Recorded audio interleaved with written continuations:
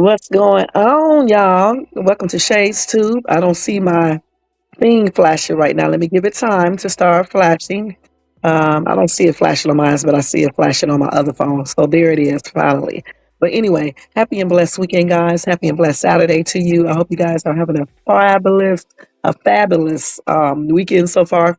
Uh, I forgot what I was going to say, y'all.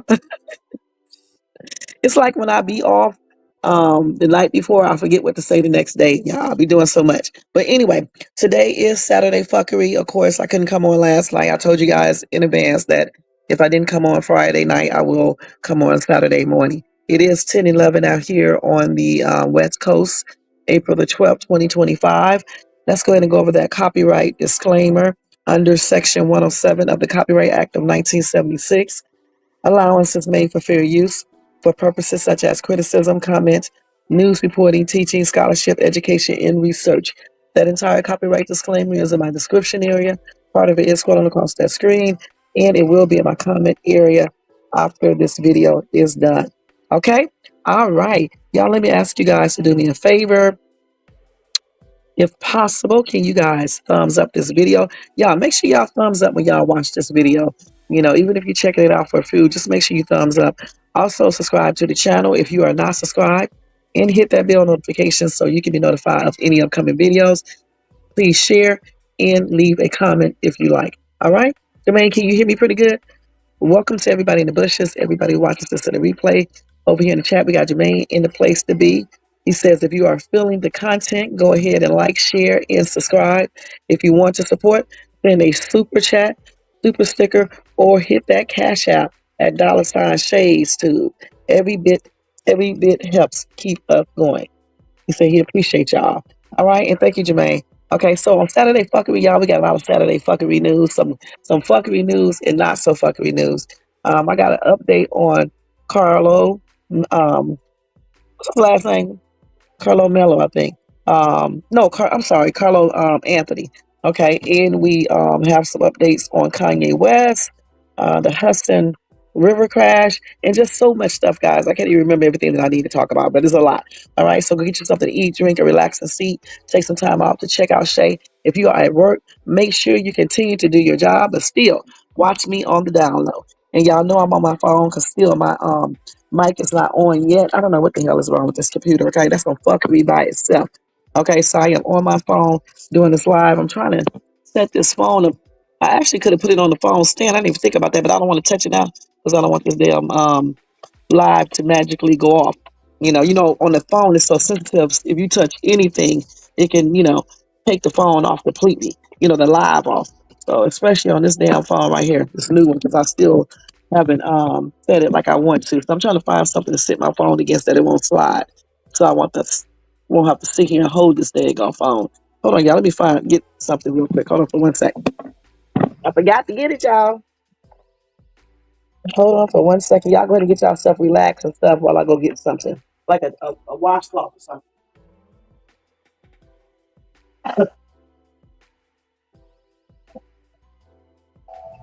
Put it on this. So I got my little toy spider. My little teddy bear thing. And I'm gonna see if it can sit against this without falling. Because it needs something like I don't know if this gonna work. Something that's gonna be non-slippery. That's not gonna work. Hold on, y'all. Let me see what else I can get. This ain't gonna work. Let's see. Put this shit back over here. Oh, I know what I can use. I can use this non-slippery stuff. Okay, I got something now. I'm gonna use this non-slippery stuff right here for it to sit up on. Because now it won't slide at all. Okay. So y'all, there you go. I got it. So now it's cool. Okay. Now I can just hold it like this. Let me turn this damn thing off. I'm always on here with these notifications all on my phone. Okay, so again, we are going to be talking about a lot of stuff today. Let's start this live off with the Hudson River crash. All right. Let's start this off with that first and then go from there. And I'm not going to be on here 3 hours a day, y'all. Okay, for real. So we're going to go right through all this stuff and get this done. Okay, let's see. Hudson River crash. Oh, let me go ahead and put this up. Oh, it's already up there. Okay. So hold on. Let's see here. So as you guys already know, I know you already heard of it. If you didn't, I'm going to tell you about it real quick. So it was a helicopter crash. I think that happened on Thursday. All right. This family was going on in outing. All right, when this happened, they said six people were on the helicopter, including three children and their parents. Okay, they work for Siemens, a German multinational technology. Okay, so let's see. They say it lifted off from. Excuse me, y'all. It lifted from. It lifted off from a Manhattan helicopter and followed a familiar route, circling the Statue of Liberty, gliding north along the Hudson toward the George Washington Bridge, and then turning south. About 16 minutes after takeoff, the aircraft crashed into the water. And this is according to analysts by CNN and Flight Radar 24. Witnesses described the helicopter flipping and spiraling before crashing near the New Jersey shoreline upside down, scattering debris across the river. The helicopter was a little bit like nose down, slightly, and I saw the propeller separating from the helicopter. It kept spinning in the air alone. Nothing was attached to it. And that's according to Sarah Jane Raymond Ryer, who saw the crash unfold. And she told this to CNN affiliate WCBS. Anyway, a video obtained by CNN shows the rotor blades detached from the helicopter and flying through the air. The videotape in this case is very dramatic and very important to the investigation. Former National Transportation Safety Board Managing Director Peter Goes told CNN on Friday. That's what he told CNN. I hate the way they write these articles. An eyewitness by the name of Avi Rakish told CNN Jessica Dean that was left of the helicopter appeared to be so out of control he didn't feel safe in his own building. Okay. He said debris was flying everywhere. I was concerned that something might come and hit the window. So anyway, this is what they know so far. So these are the victims, at least the ones that they're naming. You got Augustin Escobar, 49, his wife Mercy Campruby Montel, and their three children, two sons, ages 4 and 11, along with a daughter who was to turn 9 on that same day. That's sad. Those kids, man. Man. New York City Mayor Eric Adams said the family was visiting from Spain, and Jersey City Mayor Stephen Fulop said in a social media post that the family was in New York to celebrate the wife's 40th birthday. Damn. Y'all, that's sad. Man, man, man. 40 years old. I guess she was just turning 40. Man. And then had the kids with them, and that little girl's, their daughter birthday was on the same day. Turned 9 years old. Gosh. So Escobar, the husband, he was CEO of rail infrastructure at Siemens Mobility. All right. Bam. Well, let's go ahead and move on up. I do have pictures of them, but since I'm on my phone, I can't show them. So I'm pretty sure you guys can go to Google and type in the story and you will see it. Sorry about that. So at the time of writing this article or typing this article up, they did not know the crash, the cause of the crash. So, which is crazy. Mm. Well, let me go ahead and go to some updated information. They did say visibility at the time was 10 miles, though the region was cloudy with winds of 10 to 15 miles per hour and gusts up to 25 miles per hour. And they did get multiple 911 calls when that helicopter crash happened. Gosh, that is sad, man. Let me go ahead and go on, switch on up to the updated information. They got the whole picture of the family too. Too bad I can't show y'all. I don't know how to do that on my phone productively without doing it the other way. Goodness, this is sad, man. I'm just looking at their pictures and stuff. The whole little family, you guys. They were so happy inside that helicopter because they took pictures inside of the helicopter. You know, like when you get ready to take off and stuff, you be so happy. Yeah, that's what they took pictures like that. Goodness. The little kids, they got their fingers up like, cool sign, the little boy, all of them. That's sad. I wonder what happened. The husband worked for that company for 27 years, you guys. And listen, his wife worked at the same company too, in a different division. She was a global manager. So they had some good careers. Damn. And so the pilot was also on the line. He was 36-year-old Sean Keith Carell Johnson. He was a Navy veteran who served from 2006 to 2018. Let's see. Let's see what else they got on them. Yeah, the mom birthday was in June. Okay, but they took that trip for the mom's birthday to celebrate it. And it was also one of the kids' birthday. Like I said, the little girl, 9 years old.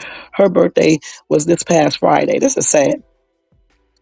This is so sad, y'all. Man, that's why I say, you never know when it's your time. I don't understand why people waste their time on foolishness.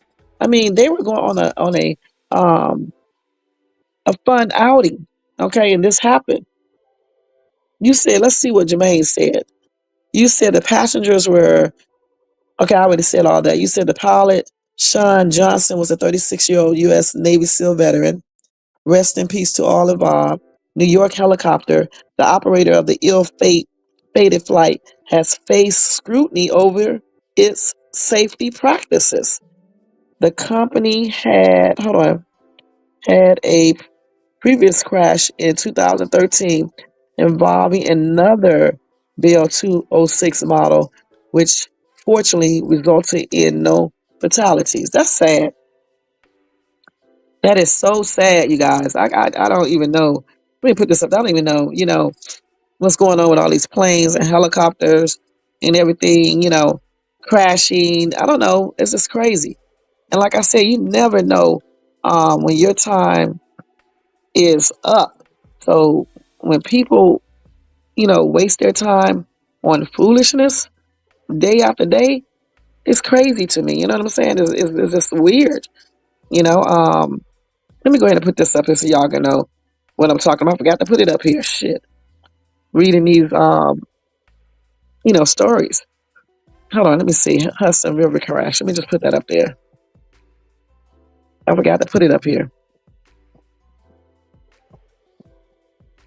Yeah, this is unfortunate. My condolences to all of these people, family members and stuff, and my prayers and stuff. And bad situation, y'all. Like I saw this crash the other day. I just didn't cover because I was covering it so much. So let's see what they got now because I got some updated information on this crash.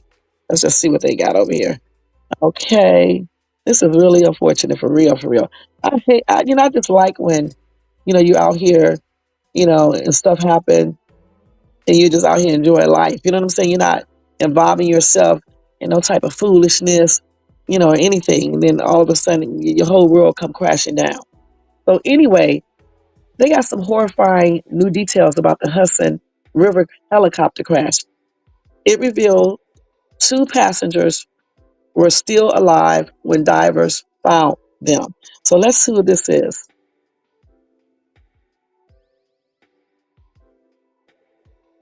So let's see here. So we already know all of those victims that I just said. They claim all 6 were unalive. So let's see who were not unalive. So they said just when you thought things could not get any worse, more information about the tragedy emerged. 2 of the passengers on board the helicopter that crashed in the Hudson River were alive when divers pulled them from the water, according to the New York Times. It is unclear which members initially survived before succumbing to their injuries. That's sad, man. It could have been the kids, guys. Damn, man, oh man. So which two? They don't know which two. And they got a nice little family picture here. That's sad. Nice looking family. Let me see if I can. This is crazy. It's Fuckery Saturday, Timothy, and thank you. Welcome to the live. We're talking about many different topics today. All right.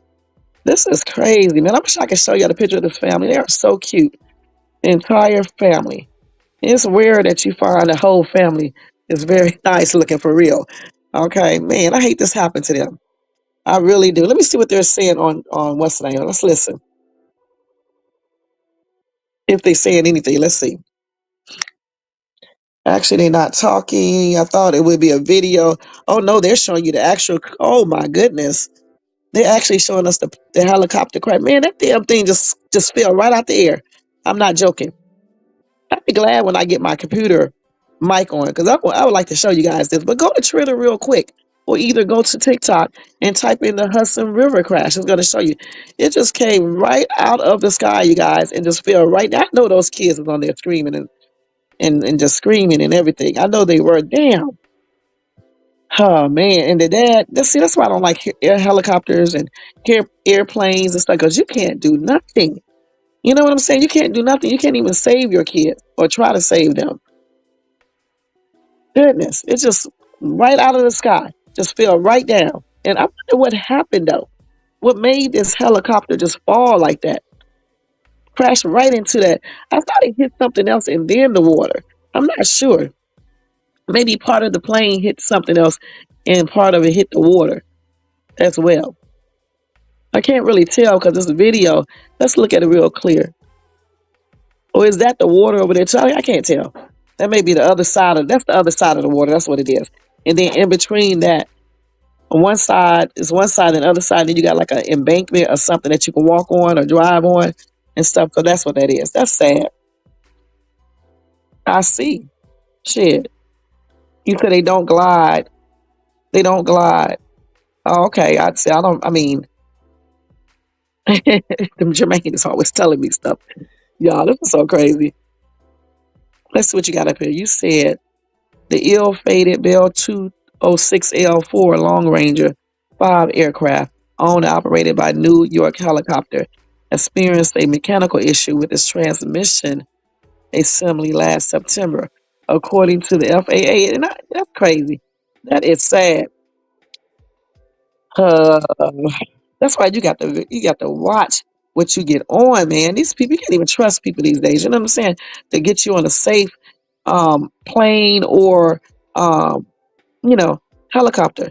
That's why when I get ready to go to this family reunion, my soon to be ex family reunion, I'm making sure I'm driving. I'm not getting on no damn airplane. And I told him we're not getting on the airplane. We're driving out there. I don't care how far it is because I don't like airplanes, y'all. I had to take an airplane out here, and I had to sit by the window like that's going to do anything to watch the plane. And that turbulence, I don't like none of that. Y'all can have those airplanes. I don't like them.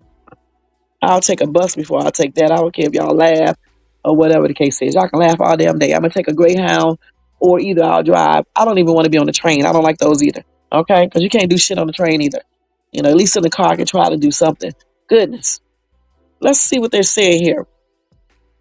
Yeah, they was doing a vacation. Now on here they say they were celebrating one of their young children's birthday when the crash happened. But in the other article they said they were celebrating the wife's birthday, which is not until June. I'm thinking they may have been celebrating both. They said that a witness, like I just said that chopper broke apart in midair before nose diving into the river. Damn. So what would cause it to break apart midair before it crashed? Let me see. Okay, I'll read it in a second, Jermaine. You said all 6 people on board the aircraft passed, including a Spanish family of 5 and the helicopter's pilot. Okay, let's see. Hold on. The cause of the crash remains under investigation, but it appears that it will be easier since the pilot likely gave the reason before the tragedy. So he was talking on the daggone, what you call that thing? the little voice thing they have, the little system they have there in the helicopter. Okay, wait a minute. The CEO of the tour company that operated the helicopter involved in Thursday's Hudson River crash in New York City stated that the pilot was experiencing a critical fuel shortage before the incident. So, did he have a fuel leakage? Because you would think that you would check that before you start flying. What? They said the pilot reportedly called in that he was landing and that he needed fuel. He would not be able to do so. So, well, helicopters can land almost anywhere, right? Because they just go straight and just land. They don't need like an airplane does. So, if he knew that his fuel was going out, maybe he didn't have enough time. Because I'm not a pilot, so I don't know. So maybe he just didn't have enough time. Because I'm thinking that little area in between the water before he started doing that, he could have landed anywhere. I don't know though. I don't know. It's just, oh my goodness, it's crazy. Let's see. Somebody said loss of fuel would not cause the rotor to fly off. Okay, because I don't know anything about no helicopters. They said not directly, but no fuel means the pilot loses control, and unnatural or high rotational movement by the aircraft can cause shear force breaking it apart. Okay, so that makes sense. Gosh, but still, um, did he know that the plane was running out of fuel before that the fuel was low before he started flying? Unless something else was going on with the helicopter and it started losing fuel. Okay, let me read that article for Jermaine. Let me go to it. Wait a minute, hold on. Jermaine asks,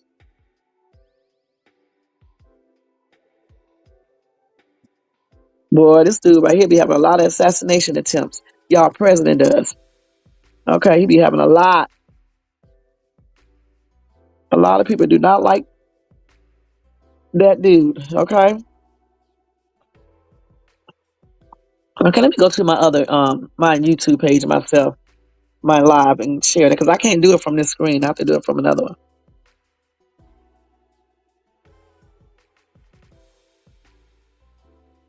Okay, let me go to my live. Hold on, y'all. I got to get to it first. This is crazy, man. That's why I just cannot get in these airplanes. And I'm thinking that a helicopter is safer because it can land anywhere. So let's see. So they said that same this article that not that Jermaine sent me says that a New York City helicopter that plunged into Hudson River had mechanical issues months before the fatal wreck. So I hope this is not the reason, but I'm thinking you just never know. So they said the New York City helicopter that crashed into the Hudson River had a mechanical issue months before it broke apart mid-air and unalived all 6 people on board. So let's see here. So like Jermaine said, it had a mechanical issue do this last September. And this is according to the Federal Aviation Administration data, which is wow. Hold on, y'all. They said records show the doomed chopper was built in 2004 and had already logged 12,728 hours of flight time when it was forced into repair. 12,000 hours. So they did say an investigation, like I said before, is underway to determine what caused the aircraft to drop out of the sky and plunge into the river. The probe will comb through the pilot's experience, the still incomplete wreckage, and the Big Apple company that runs the sightseeing tours. Investigators will also review the maintenance work that was done on the doomed aircraft, including the completion of 2 recent safety airworthiness directives the FAA issued on Bell 206L model helicopters. Thank you, Jermaine. Um, that's crazy. They said, hold on. So the federal agency issued the first directive in December 2022 and called for the inspection and possible replacement of the model's main rotor blades due to delamination, an issue with the internal layers of the blade separating due to material fatigue, damage, or other defects. The problem, if not fixed, could potentially cause the rotor blade to fail. Now, the second directive, issued in May 2023, required the testing and possible replacement of tail rotor shafts on 8 models, including the one involved in Thursday wreck. Okay. Now, according to the FAA, which issued the alert after a chopper lost a tail rotor drive due to a joint failure. Oh, look at this family out in where are they at here? They in New York. Oh, that was a nice picture. Man, I know those kids were screaming. This is a sad, sad thing. Man, one of the pilots, Sean Johnson, they got his picture here. He was on the live too. That's sad. They got a picture of him in 2021. He's a black dude, you guys. God, that's sad. So anyway, they did say the rotors on the doomed aircraft are still missing. National Transportation Safety Board Chair Jennifer Homedy said that on Friday. Also, NYPD divers are still on the hunt for several mangled pieces of the craft. And like I said, they do have footage of it falling out of the air and plunging into the river with at least one rotor still spinning as other parts of that helicopter splash down in different directions. Dang.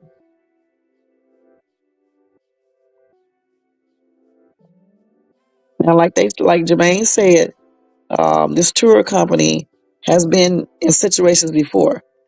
A Bell 206 chopper carrying 4 Swedish tourists, they crash landed in the Hudson when the aircraft lost power in June 2013, but they did survive.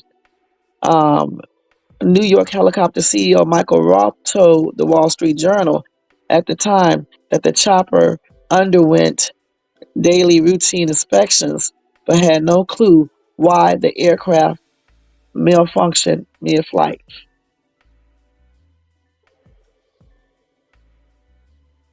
They got all types of pictures of this helicopter falling.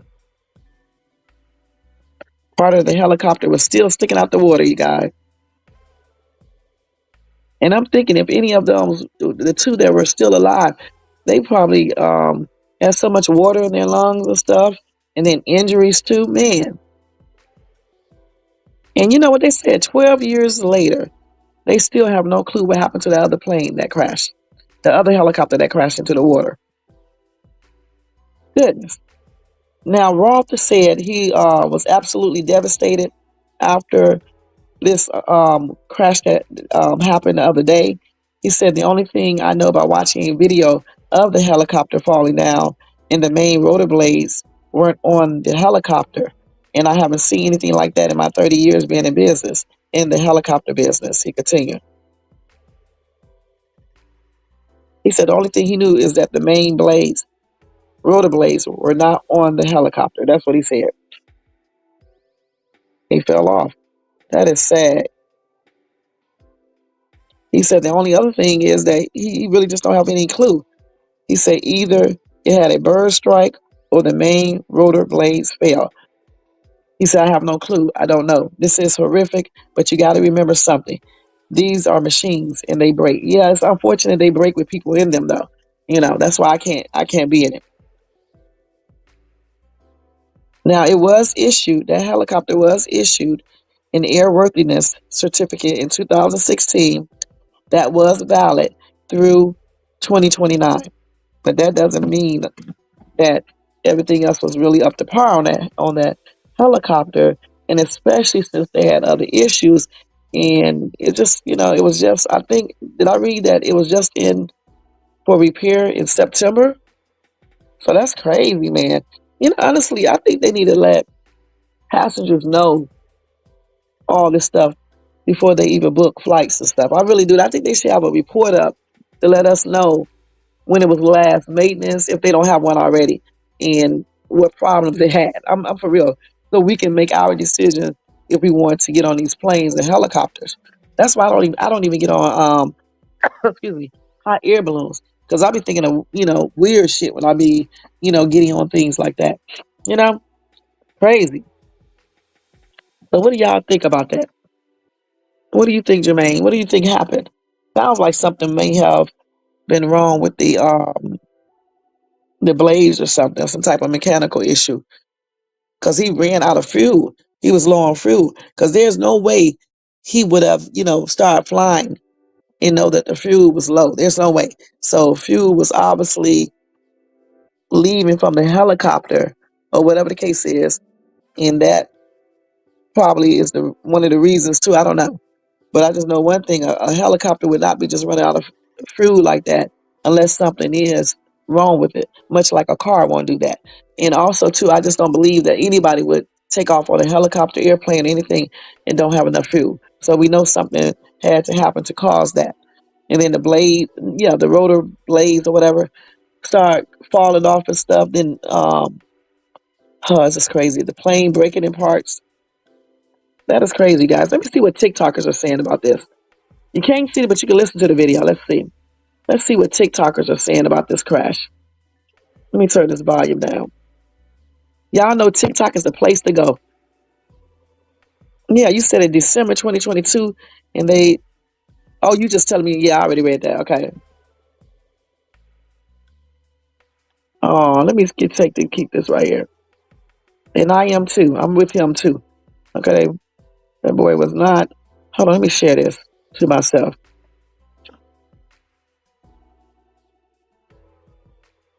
Let me share this article. I gotta keep that. Okay, let's go ahead and do the Hudson River crash. I know some conspiracy theory people are going to come up here talking foolishness once again. Let's hear this man talk about it, okay? I'm just going to let y'all listen to him because I can't, you probably won't be able to see the video. Let's see. Helicopter yesterday that crashed in the Hudson River.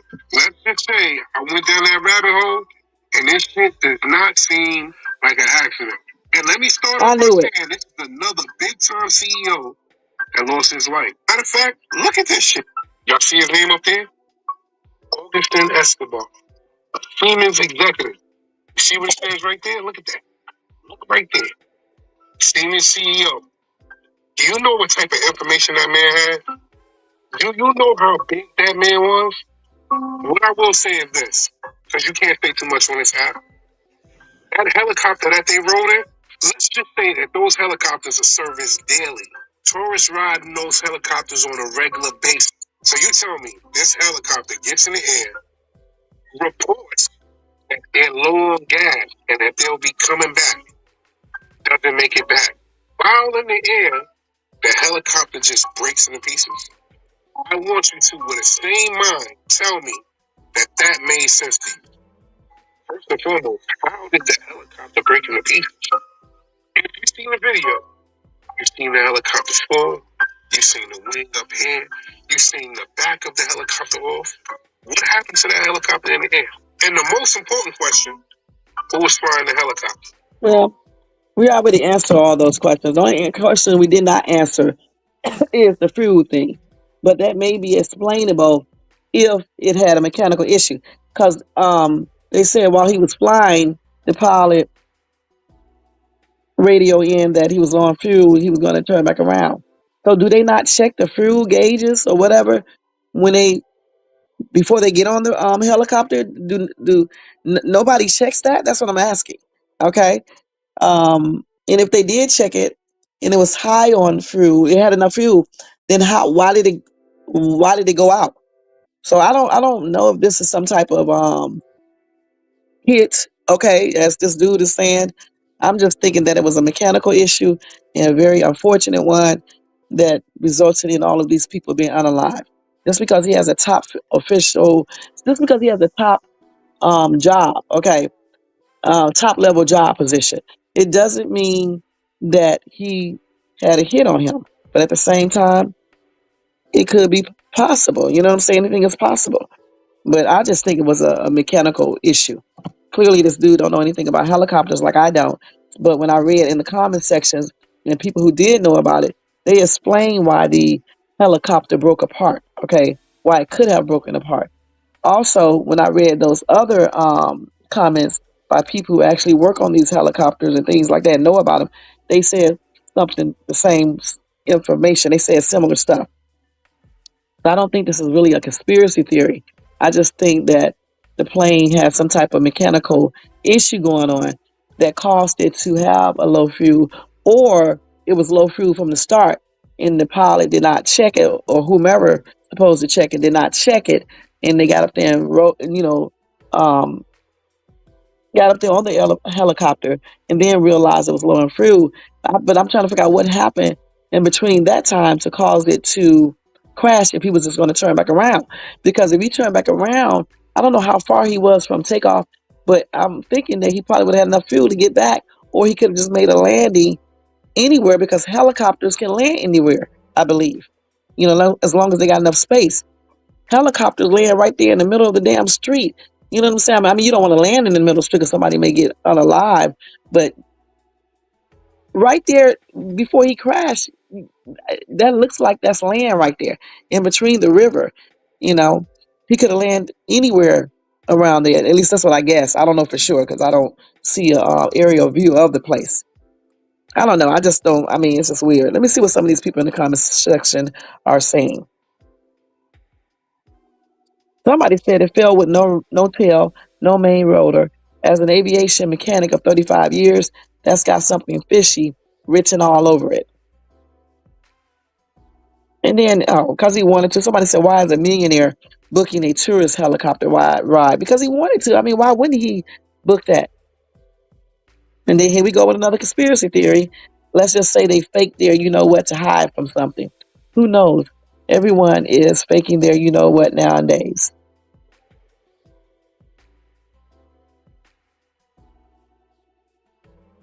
I'm asking this question. Why would they even take off if they were low on gas? Because for one thing, it may not have been low on gas at first. And then again, like I just said before, so it was low on fuel, right? So being low on fuel can make a helicopter crash, break apart. Well, you know what? Let's go to Google and ask Google this question so we can know.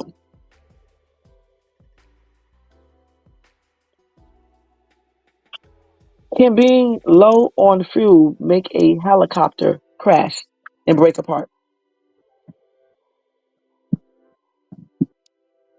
Let's see here. So here are 5 theories, all right, that could have caused this. Let's see here.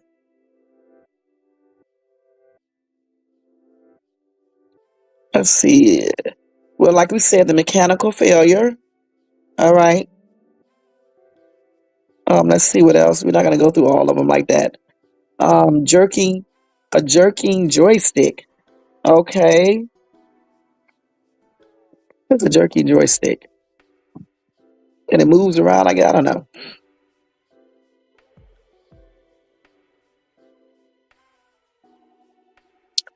Let's see what else they got. All these damn ads, man. No thanks. Goodness. Let's see what else they got on here. Oh my God. I don't know what these people are doing. I'm about to go to, let's see, mechanical failure, like I just said. Then you got the jerky joystick. Oh, and if you go back and forth, let's see. He said the tail rotor could have been cut off through a sudden back and forth joystick motion.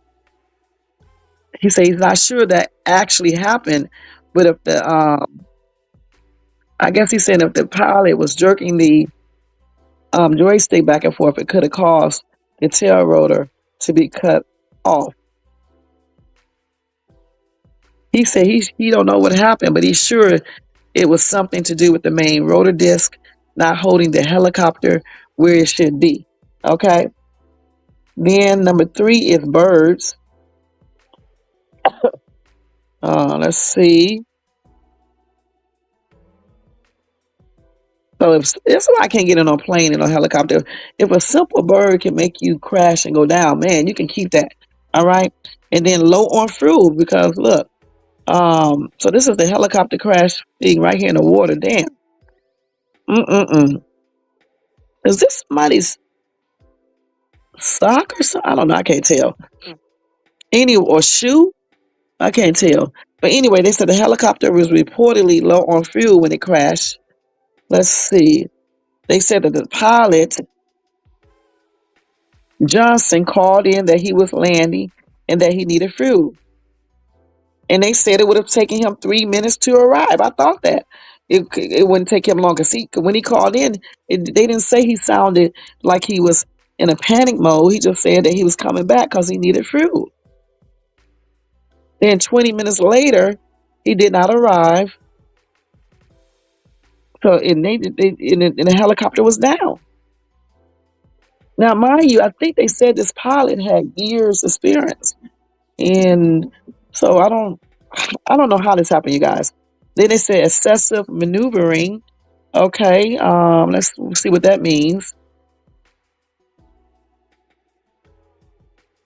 So they said, looking at the video footage, it appears that the main rotor struck the body of the helicopter, cutting off the tail of the helicopter, which created an unrecoverable event. All right. So what is excessive maneuvering? What is that? Let's see. They didn't exactly. I guess they did just explain it. Let's go over that again. We're gonna have to look that up and see what that is because I don't see it here. Okay, let's see what else. So let's see what excessive maneuvering is in a helicopter because I don't know what that is. Hold on. Oh, that dude in that video, he clearly didn't look it up because they can break apart. Let's see. He might have looked it up though. They do those videos and put that up there like that so they can get views. Okay, maneuvering. Maneuvering. What does this say? I think spell the word wrong in the thing too. Let's see. Let's see what excessive maneuvering is.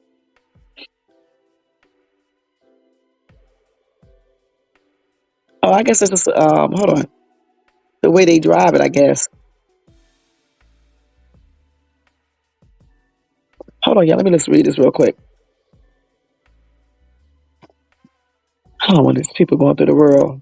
Yeah, I guess it's the things they do when they fly.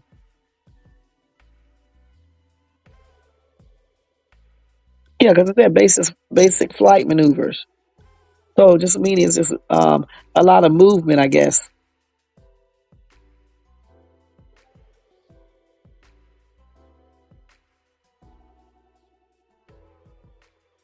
Oh man, they got a lot of helicopter flying talking here. So I'm just thinking it meaning, when it moves around and if they just go overboard with it or whatever, excessive, then it can create a huge problem. I'm guessing that's what they mean. Gosh, you say you think that's the issue? Um, the main rotor blades delamination could be. Hold on. You said this is a catastrophic mechanical failure, not a pilot issue. Yeah, I don't believe it's the pilot issue either. And but I think the mechanical thing could have caused low fuel. I'm just thinking. I don't know for sure because I don't know anything about helicopters. I'm just guessing because I find it hard to believe that this pilot would start flying a helicopter and then look at the fuel. before he took off. Because even though if the helicopters are being checked, you just would think naturally you would look at that just like I do when I get in my car. And that's another thing too. If it was checked before he even got into the helicopter, the people who checked it would know that it was low fuel. And why would they let that go off? You know what I'm saying? And if they did, then you would think a conspiracy stuff is going on. Now, let's go to the conspiracy side of this. Just think if somebody purposely did that with the fuel. Being low on fuel could cost, it may can cause a reaction like that. You know, it said low on fuel could cause a crash. So let's see what it does if it's low on fuel. Can it cause a rotor breaking apart? It depends. Because listen, just think about it. If the helicopter is low on fuel, and even though this pilot is experienced and things like that, natural reactions would be to try to stop the helicopter from crashing, right? So you can do simple things that could make the problem a little bit more, you know, it can give more problems. We're going to put it like that because I don't want to be like I'm blaming this pilot or anything. So, I mean, I'm just saying, it's like when you're in a car and you're driving. Say you run out of gas on the freeway and you're going at a high speed. Sometimes natural reactions, you would do certain things and that can create other things. It could make other things happen. What I'm saying, that could have happened in the air. Okay, I don't know because I'm not, a helicopter person, but I'm just saying, because I'm just trying to figure out how the fuel itself made it break apart. Let's see. Let me see if they can tell me on Google.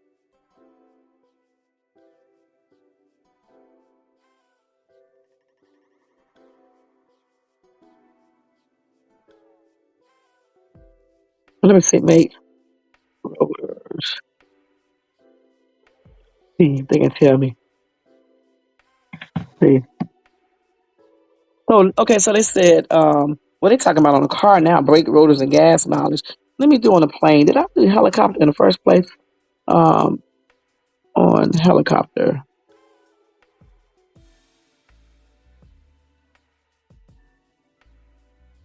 Because we already know what it does on that.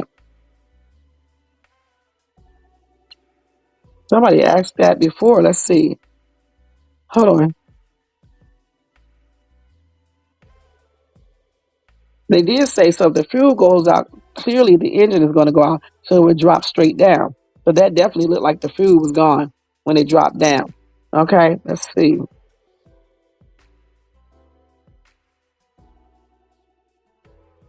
Oh, so okay, so here we go.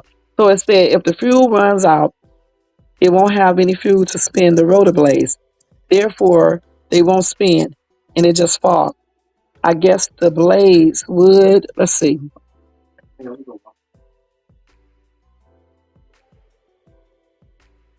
Okay, sorry about that, y'all. Let's see. He said it would drop like a rock. It would descend slowly. Let's see what else. Let's see. I don't see nobody saying it would fall apart though. They said the blades will slow down quickly once fuel has gone.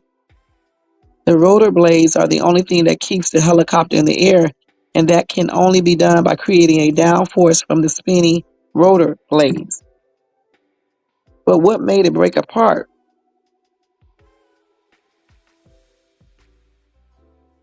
Because it broke apart because a lot of people say the blades will start spinning slowly, and that would give the pilot enough time to land safely. But if they tried to stay in the air, the helicopter would begin to fall fast. But I think he said he was trying to go back. Okay, he was trying to turn around and go back. And as he was trying to turn around and go back, I believe that's when the helicopter started crashing.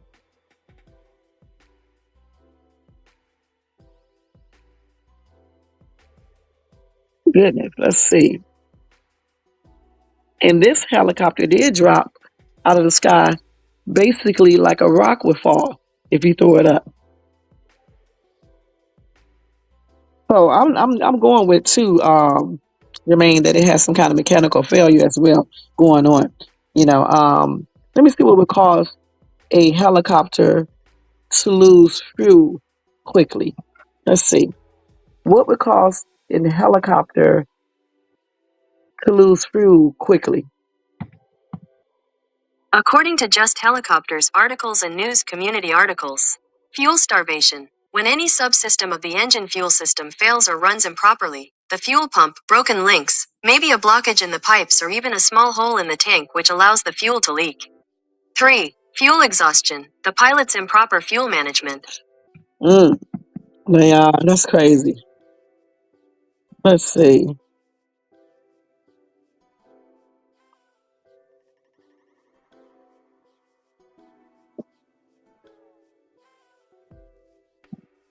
Mm-mm-mm.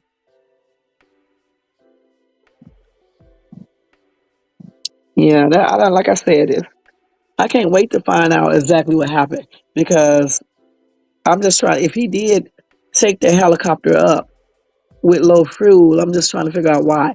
Yeah, but I don't believe that though. I don't believe that. And then did the helicopter have other issues? Because even if he did have low fuel, he said he had low fuel, but he said he was going back. Roth said that he was 3 minutes away from the area. It does not take you that long to get back. Okay, but also helicopters can land almost anywhere, I believe. Let me ask Google. Can helicopters land anywhere? According to Keen Oh, Fly, it can't. can a helicopter land anywhere? No, a helicopter cannot land just anywhere. But they did say the FAA does not prohibit helicopters from operating in most places. So you should be able to land one in your backyard if you can do so safely. I guess I keep on forgetting something. A helicopter with the blades is going to be spinning. So definitely you can't just land anywhere because, you can cause damage. But I'm just saying in an emergency situation, couldn't that helicopter land in certain areas where I don't know, maybe he didn't see any place. I don't know. Because he said he was get ready to go back because he was having low fuel. So he knew, or at least he thought that he could make it back safely before running out of fuel.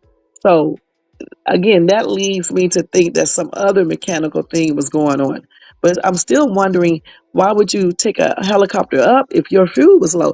Unless whatever mechanical issue that it has caused that fuel to be low. So those are the things we don't know. In helicopters, let's see. Now here it says that a helicopter can land anywhere within reason. And I did say that. I said, of course you can't land. I said you can land on the freeway. Then I said, of course you probably can't because you have to make sure no cars are around. You know, so you do have to have a suitable spot to land it. Oh, you have to have permission. Okay, so you basically can land it anywhere as long as you have permission and you have enough space because those blades are going to be spinning until it get all the way down and land and stop. Because you've seen helicopters when those rotors, whatever you call them, start spinning around. You don't want to get hit with that.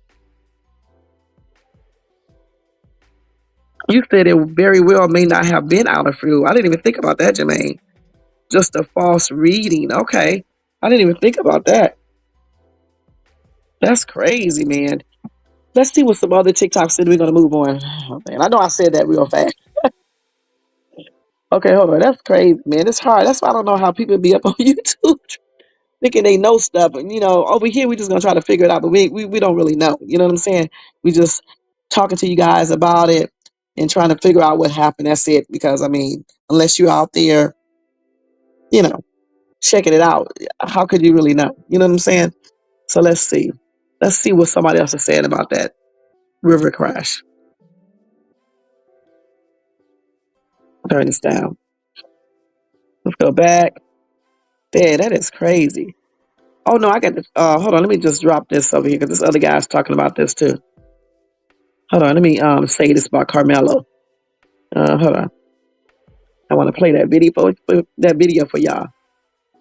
Me and my bloopers today. Excuse my bloopers, y'all. Some days you be like this, okay? Let's see. Hudson River helicopter. So this guy is talking about this, or this lady. Okay, let's just see what she said. I guess she is. Let me make sure this is the right thing. Okay, let's see what she said. Let's listen to this. The people that were next to me, we Hold on, were let's like, do this. it was like an explosion on the propeller, but there was a little slitter of light. So the people that were next to me, we were like, was that a lightning? We weren't sure if it was the lightning or what, but the propeller just exploded and scattered, right?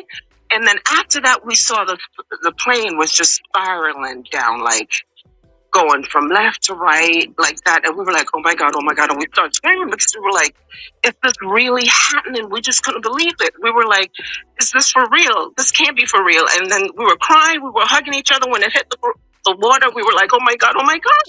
And then we were scrambling. We were like, what do we do? Do we call 911?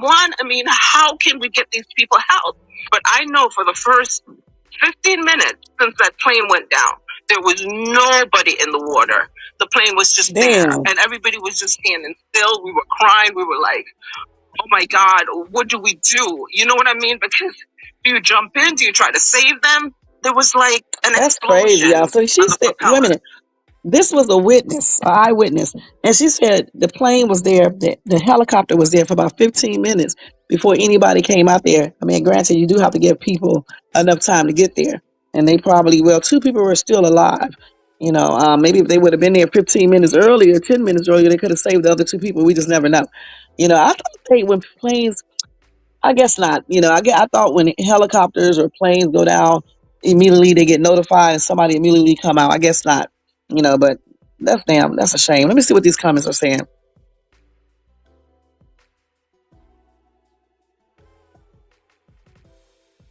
And they already said that the propeller blade hit the rotor blade, and that's why you saw the spark.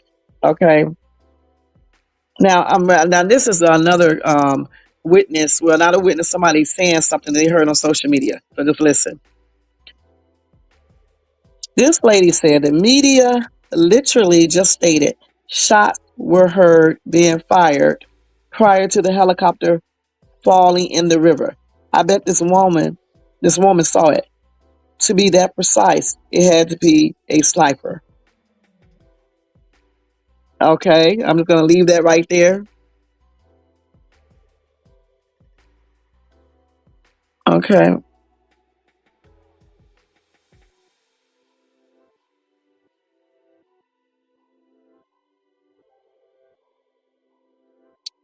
Well, they just really, honestly, what she just said and the other lady just said, they just already said, what happened when the plane crashed, when a helicopter crashed. So it's possible that the helicopter, when the rotor hit or whatever, I forgot what they said, hit the propeller or whatever the case is, that could have been the reason she heard the pop and saw the little spark of light because it's hitting, two pieces are hitting together. I mean, that's kind of science.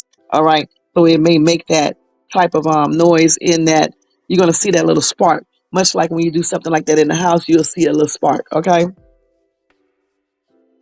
Oh, okay. You said 15 minutes is right for a water. It's sufficient for a water rescue. Okay. I'm so glad Jermaine be looking up stuff. See, that's why you got to have good minds, because anytime I may say something wrong, he's going to correct me. So that's good. Thank you, Jermaine. And you said actually it's good. I told you I don't know anything about helicopters anyway. So, okay. So they responded in enough time because I mean, like I guess they can't really be there immediately like we were thinking, you know. Um, a lot of people keep on saying it looks like it was shot down. I don't think so. I don't think so. Somebody saying, let the conspiracy start. Three, two, one, right. And then somebody else said, I see nothing. I know nothing. I know nothing. Of course, you don't know nothing. You weren't there. All right.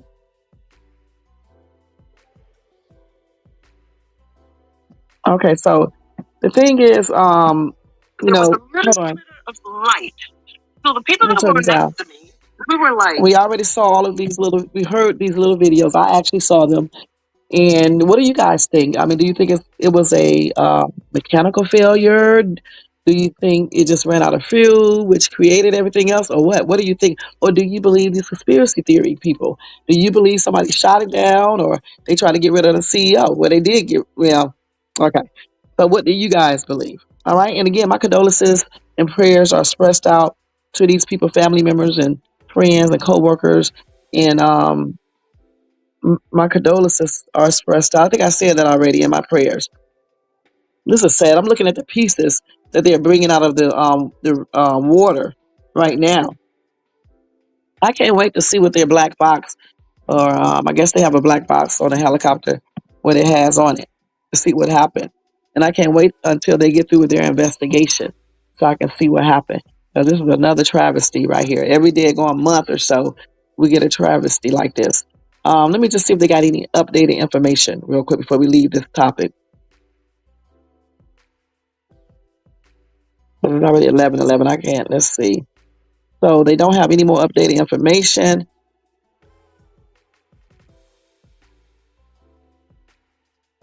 They did say why the so-called Jesus nut could be a key piece of evidence in the crash. Let's see what they're saying on that real quick before we leave this topic. Okay, so they said a fist-sized piece of steel known as the Jesus nut could be a crucial piece of evidence in the horrific helicopter crash that unalived a Spanish family of 5 and their pilot in Manhattan earlier this week. Now, this so-called Jesus nut holds the main rotor to the mast of some helicopters, and some experts have speculated that it could have been why the chopper broke apart mid-air. So they said what appears to have happened with this particular helicopter is that the rotor, the main rotor, had detached, because in one video we see the blades spinning away from the helicopter. And this is according to aviation analyst Julianne Bray. And she told that to the Sun. Let's see what else. Then she said, but this appears to have sliced through the back half of the helicopter. So the fuselage then drops like a stone into the river. It drops into the Hudson right opposite Pier 41. So that's the pier that I was looking at, Pier 41. And I guess he didn't have enough time to land on Pier 41 as soon as he realized that the plane was low on fuel. Okay.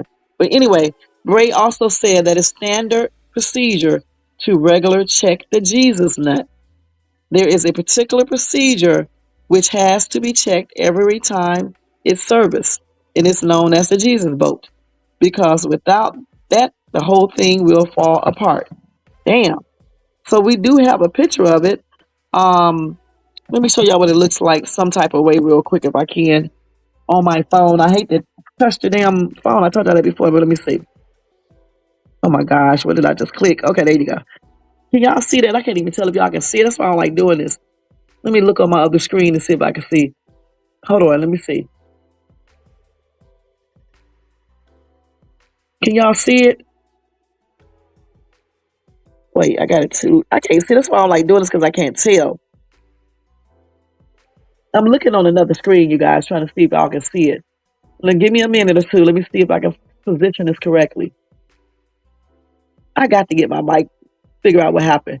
But man, I tell you, I'm not even showing the damn picture. Hold on. Can y'all see it now? That is the Jesus nut right there. Y'all can see it now. Goodness. It's hard trying to aim this damn phone, and you can't see the screen. That's the Jesus nut right there, y'all, if y'all can see it. Okay, so that's what they're talking about that possibly could have been messed up.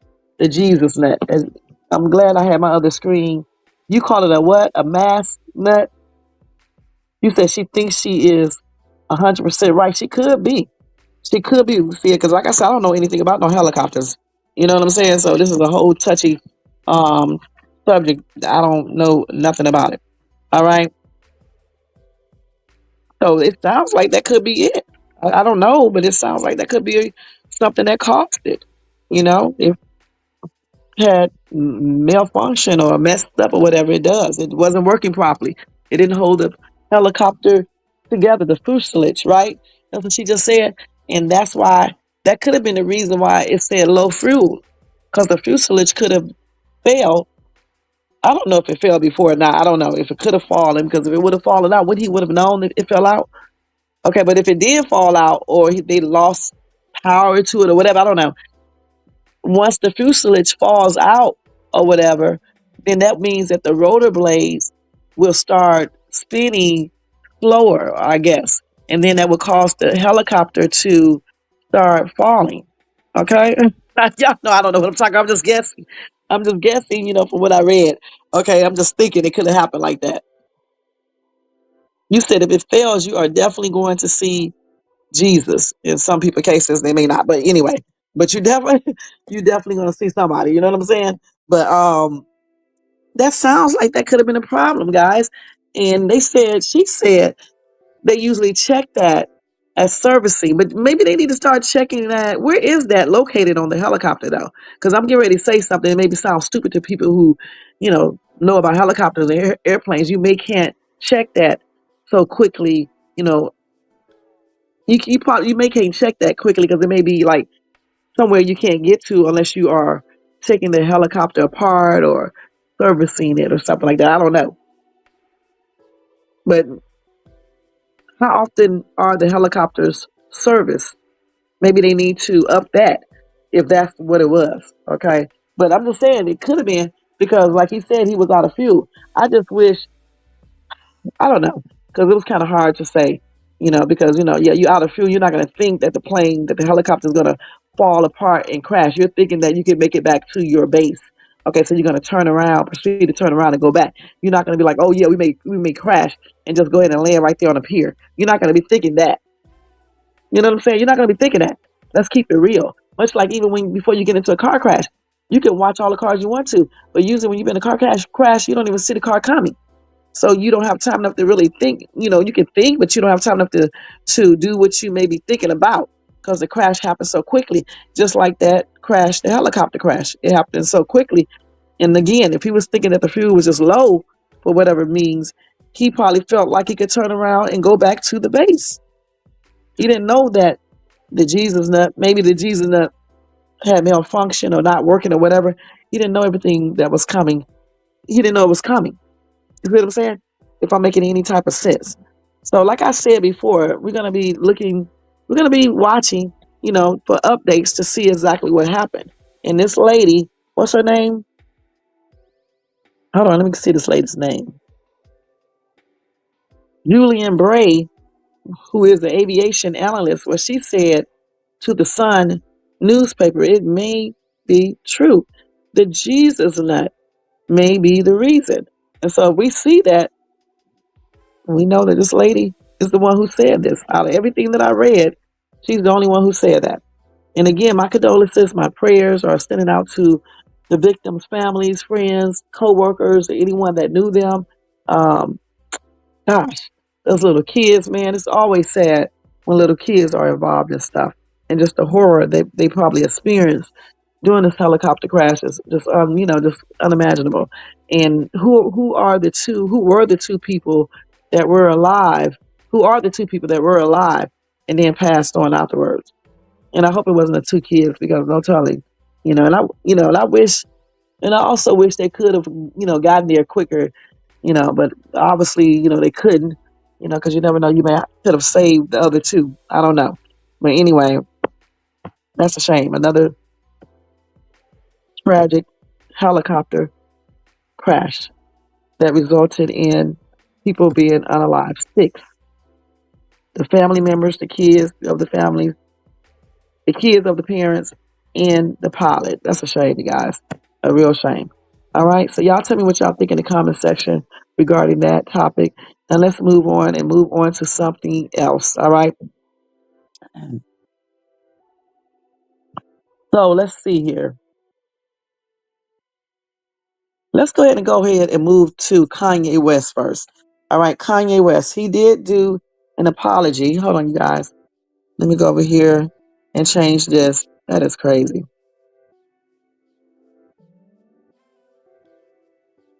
I mean, I got to change this, y'all. Okay, let's go ahead and edit this. Kanye West, crazy stuff. Crazy acting stuff. What's the point of saying something if you're going to apologize? All right, you shouldn't even say it in the first place. Should have thought about that before you even said that foolish stuff. I don't care how mad you be at Jay-Z and Beyonce, you shouldn't put their kids in it because their kids don't have anything to do with it. Okay? I did not like that when I read that foolishness. I thought it was plainly ridiculous. And not just because, I like Beyonce. It's just that it's just ridiculous. Okay, y'all, for real, for real. Why did he even bring that into uh, the whole conversation? The kids. So anyway, let's go ahead and read this article. And this is some fuckery right here. This is some straight up fuckery. Okay, so Kanye West said sorry to Jay-Z for targeting his kids before asking if Beyonce lets him cheat in ridiculous rants. All right, let's see here. I'm not going to go back over what this dude said because it's plainly ridiculous and just appalling, honestly. Um, so let me just go ahead and go over his little apology. So hold on for a minute.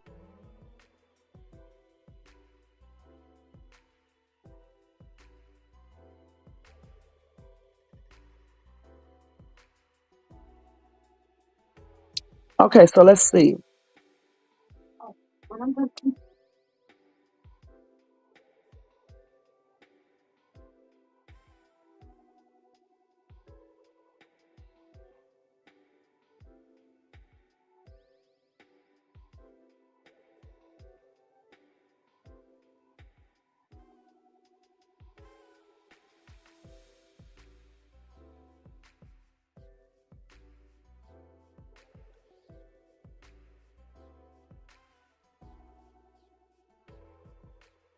Okay, y'all, I'm back.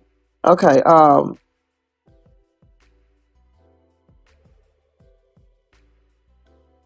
let's see. Okay, they got a whole bunch of rants on here. I didn't even know he said this other stuff, you guys. Okay, let's see.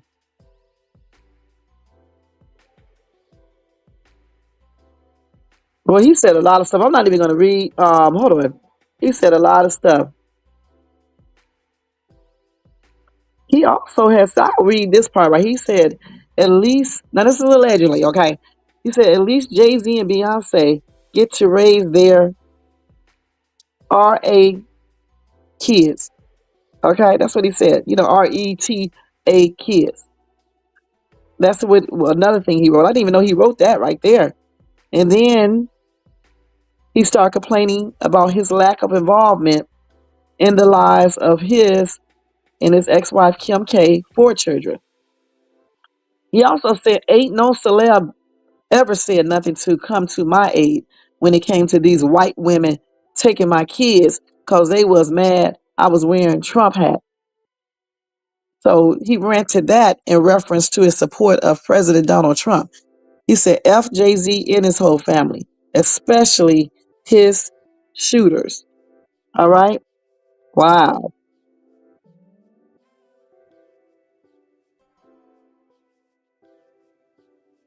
And then he went on there and talked about Taylor Swift. He blamed her for not being able to perform at the Super Bowl halftime show. He said, I never was allowed to do the Super Bowl because of 3 moments. George Bush don't care about black people. The Taylor Swift movement moment, wearing a MAGA hat. He alleged well over a decade after he interrupted the Love Story singer's acceptance speech at the MTV Video Music Awards in 2009. Okay, let's see. So, but he did, you guys, he did go back and issue an apology on Thursday, April the 10th, to publicly apologize to Jay-Z and Beyonce after calling their twins the R word. But then he went back and offended the dude again. That's crazy. And that's when he said the other stuff. He said, I'm sorry, Jay-Z. Okay.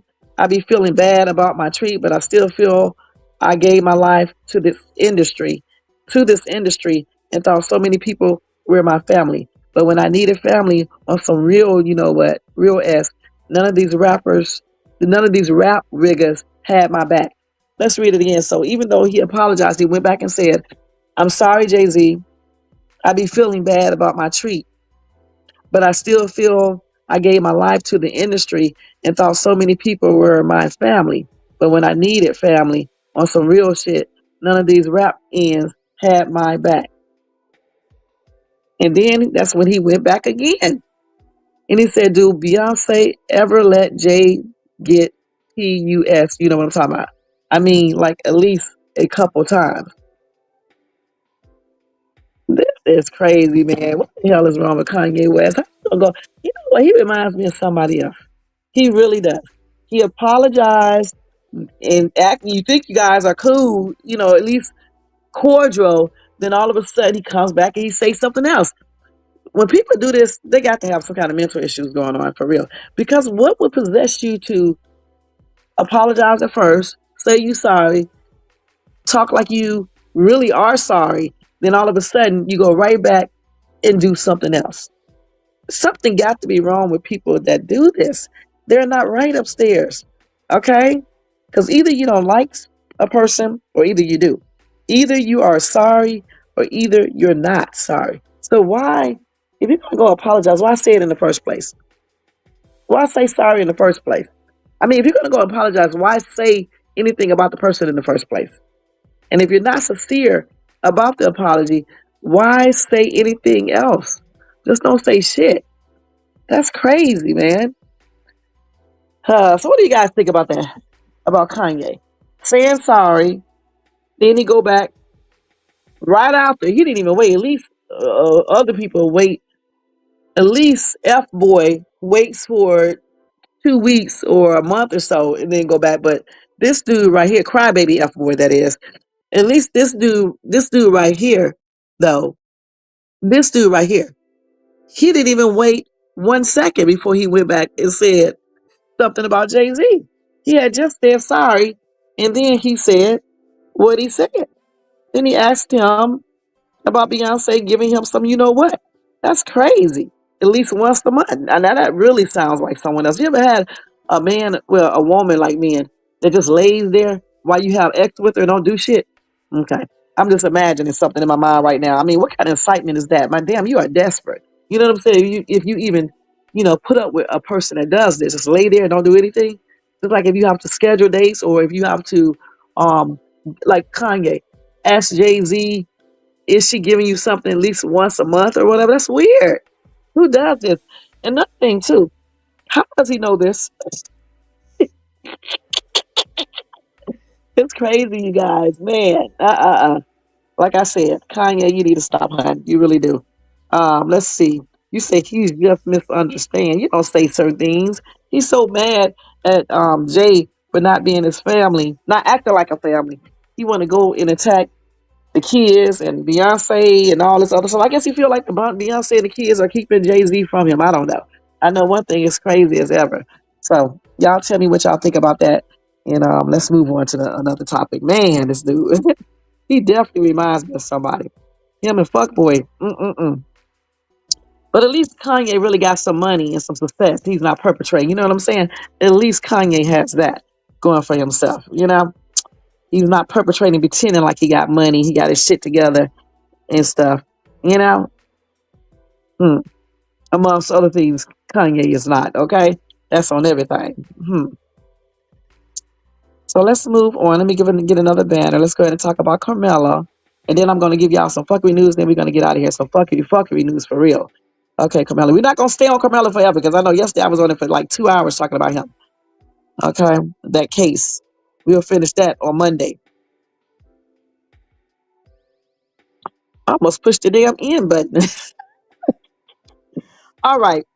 So let me change this too. I forget to change stuff on this thing. Okay, let's go over here and do this. I already got it up there. Okay. So, Karmelo, y'all already familiar with that story. I'm not going to go over the story again because we already know what happened. All right, I'm going to give you guys some updates. If you don't know what happened, go look at my video that I did yesterday.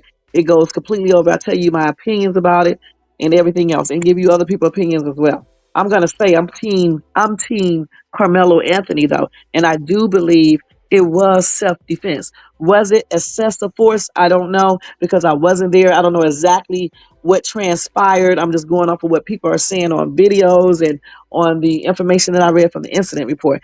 I do know that Austin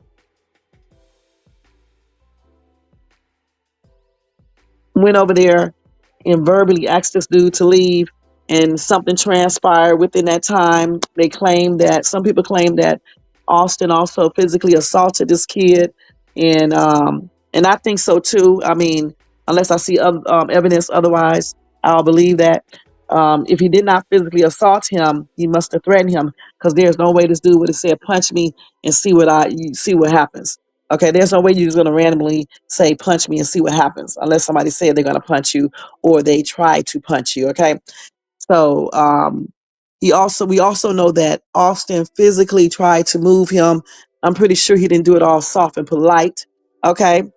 So all of that played a role, in my opinion, of this kid going inside his bag, actually pulling out a knife and doing what he did, point blank. And I told you guys this yesterday, and I mean it the same way today. I'm not going to recant what I said, okay? So anyway, I do have a few updates regarding this. Let me see here, and then let me just play this one real quick, what this person is saying about that. And she does support Anthony. Let me let y'all hear this. And I hope she don't have no music in the background.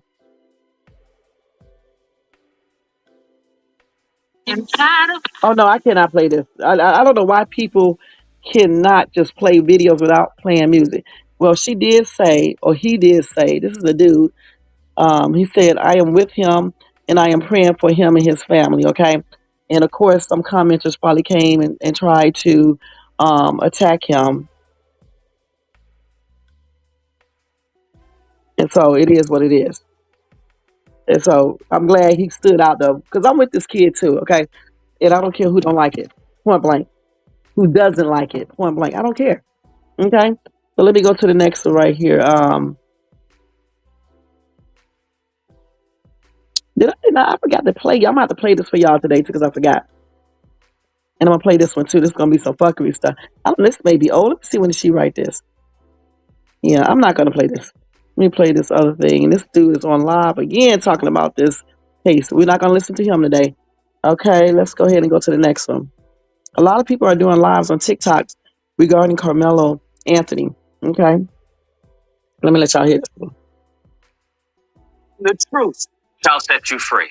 Oh my goodness. So one thing I will say that I find is humorous is racists accusing people of defending Carmelo Anthony due to the color of his skin. Oh, you're just defending him because he's black. And I have to say, the only time I hear this statement, this allegation, is usually from white ignorance. And they're usually from, white ignorance who know nothing about the history of this country. Because predominantly and historically speaking, the one main group Can y'all hear this? been, let's say, racially divisive towards everyone else has been a certain group of white people, the color of their skin.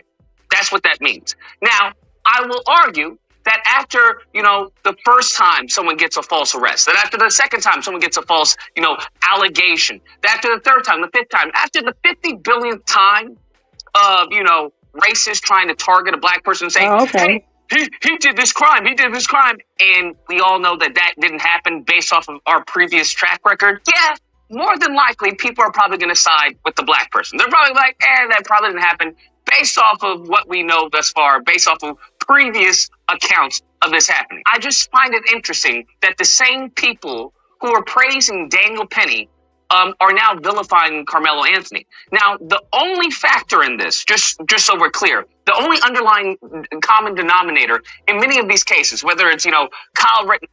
Oh, sorry, y'all. Damn. Let's go back. Whether it's, Amber Geiger, whether it's Ashley Babbitt, set the white. That's literally it. We have Ashley Babbitt, who everything wrong. You still have people trying to say, hey, the officer was in the wrong. Ashley Babbitt was in the right.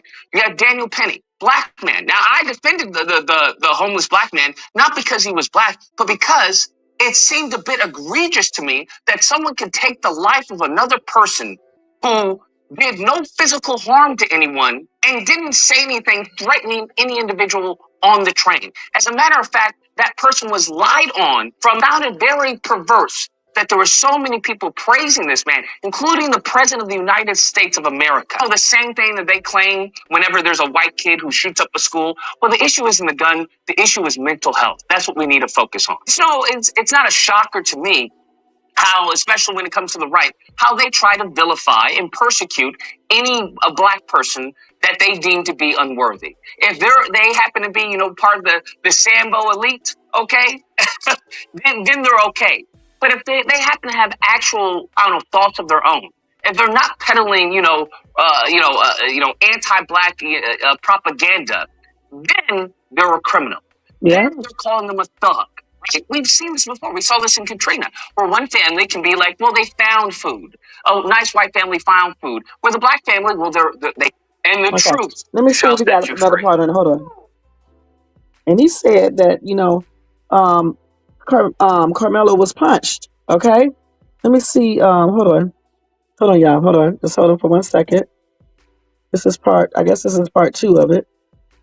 Well, this is part 2. Slaughter and murder. Tantrum is trying to do is say that, hey, he's guilty of all of the above because he finds him guilty on murder or manslaughter. Now, this is all based off of this not being a self-defense.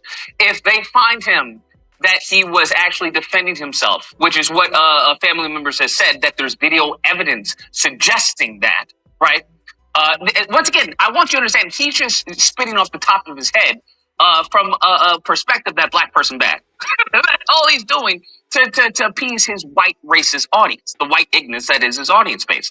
So what we have to wait for, once again, is the facts and evidence. And the facts and evidence is suggesting that this seems to be a self-defense case. Because it wasn't gratuitous, he wasn't, shanking the person. It was one stab wound from what I've heard. Okay, what I've read thus far, one stab wound, and it just so happened to be that the kid is no longer with us. It has nothing to do with his skin color. This now leads us to the next one, which is Rob Bushy Smith. The reason why we call him Rob Bushy Smith is that he was kicked out of the Republican Party due to him being a homosexual. At the end of the day, he has to get a check, right? He has rent due, just like everyone else. The only difference is he's prostituting his skin color as a shield for racist beliefs of the people who, the five people who still follow him.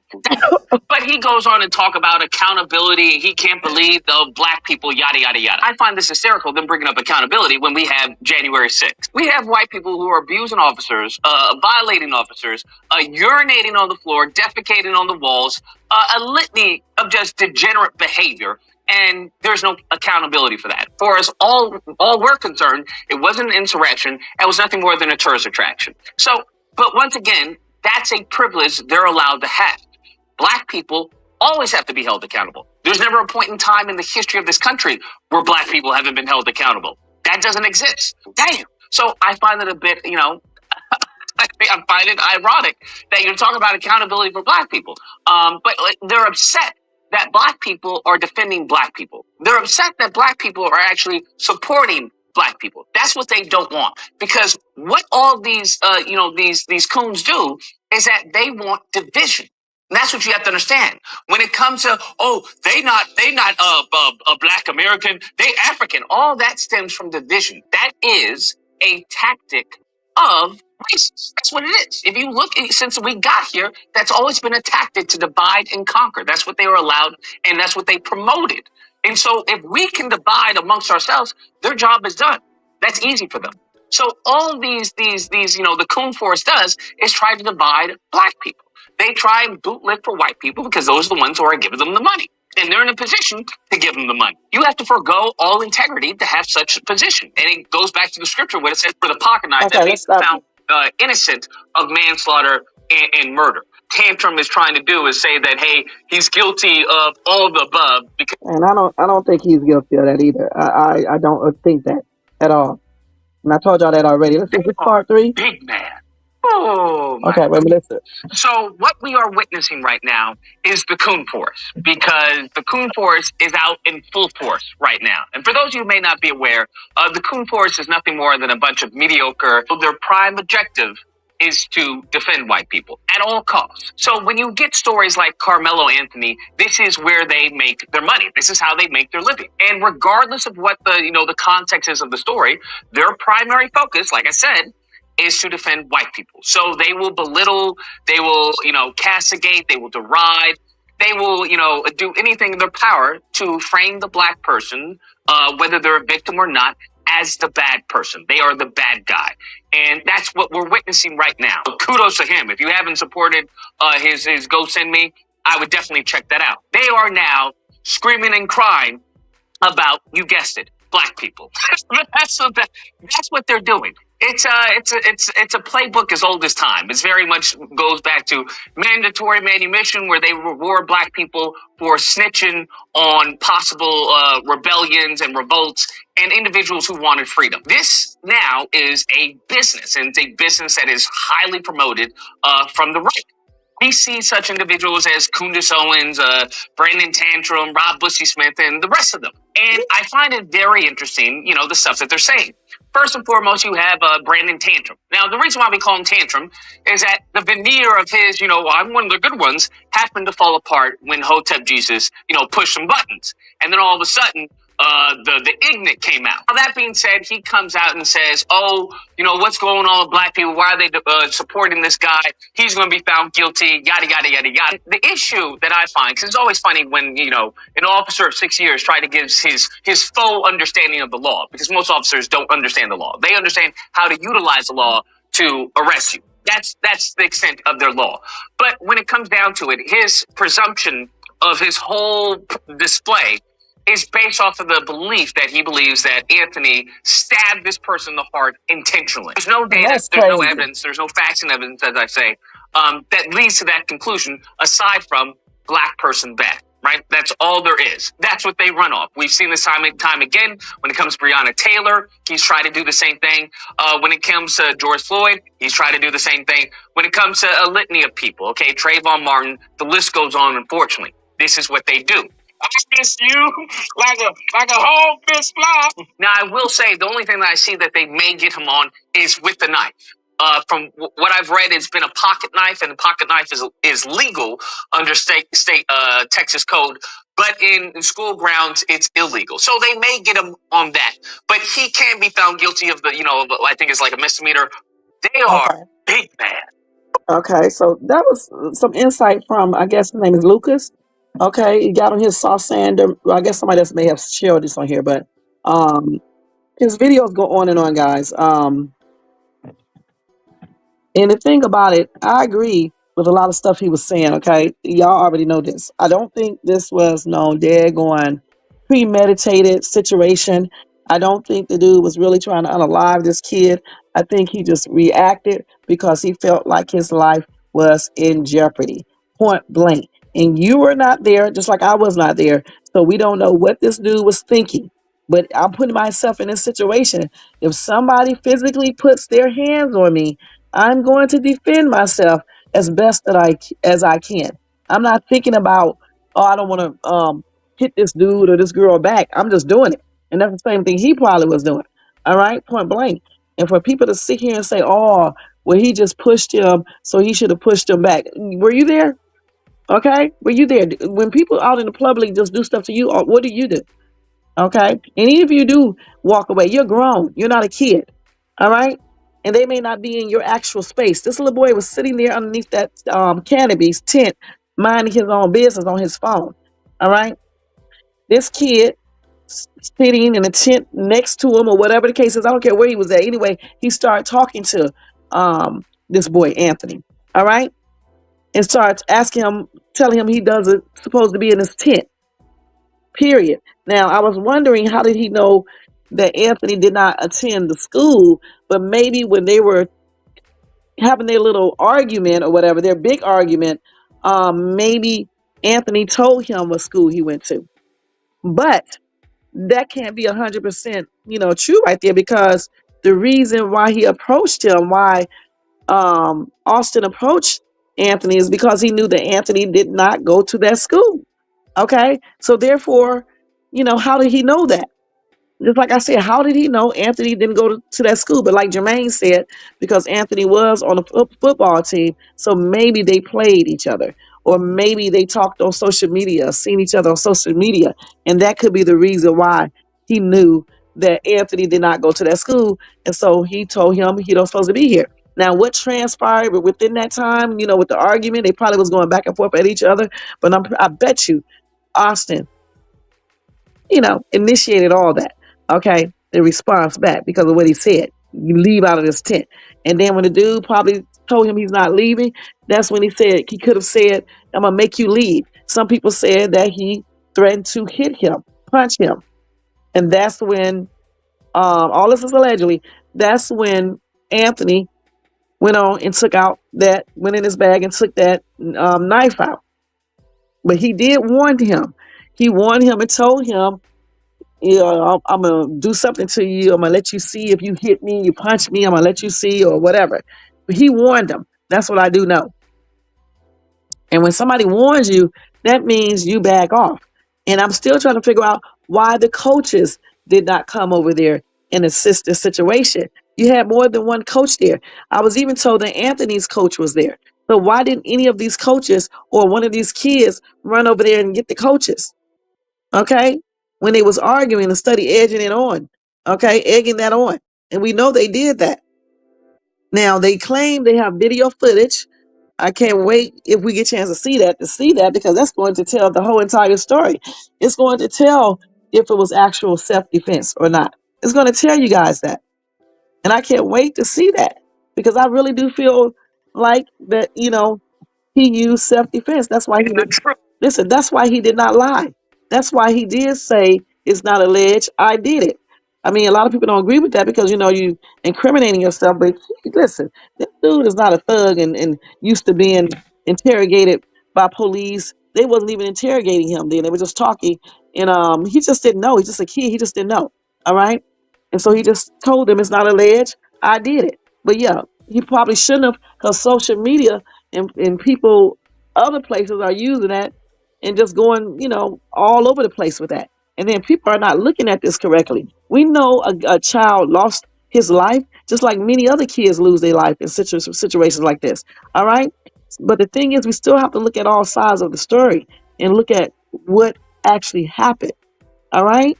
They worried about why he got a knife. It could be many reasons why he had a knife. Then somebody say he brought a knife there because he was intending on doing something. The only way he could be intending on doing something if him and this dude had an altercation before and things like that. But the thing about this is this right here. Remember, Anthony did not approach them. He was minding his business. So that theory is out the door because Anthony did not approach them. He was minding his business on his phone. Right, he should have kept quiet. He really should have kept quiet. You're right about that. That dude should have said nothing. Austin should have said a damn thing. You don't need to tell. What? Listen, what gives you the authority to try to remove anybody? What gives you that authority? Is that another privilege type thing that's there? Because what gives you that authority to tell somebody to leave? You don't own that tent. You don't own the damn park. So what gives you that authority? You don't own the bleachers. And I can honestly say, if one of my kids was involved in something like that, I would basically tell the truth. Yes, it's very unfortunate that the child got unalived. It's very unfortunate, but at the same time, parents, you got to tell your kids they can't be over here trying to enforce something that they don't need to enforce. If somebody tell you don't touch them, you don't do it anyway. You don't do it anyway. You leave them alone, point blank, and go get the proper people that if he's getting on your nerve that much to see what they say about it. Because if they don't ask him to leave, why do you feel like it's your duty to make them leave? But nobody's addressing that. You got all these weird ass people online, racist and non-racist, stupid ass black people who support foolishness. But if something like this happens to their family, they want you to feel sorry for them. When one of these white police go out there and beat their ass, they get the wrong white police, even black police, and they beat their ass and they want to get on social media and cry and run and say, oh, it's racial. So don't say shit then. Okay? Don't say anything then. Y'all know good and damn well that this appears to be self-defense. You know this. The only way I will change this if I see a video and it shows something else. Otherwise, I'm not going to change that. I'm not going to change that. Let me tell her thank you. Hold on, y'all.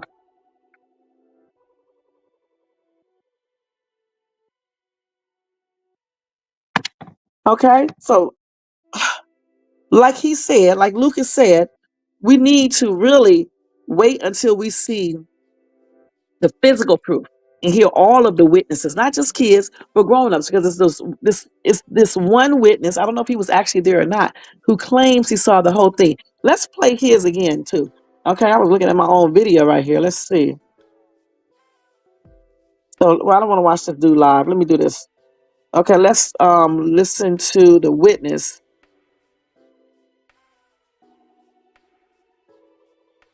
I keep on calling this boy by his last name, Carmelo.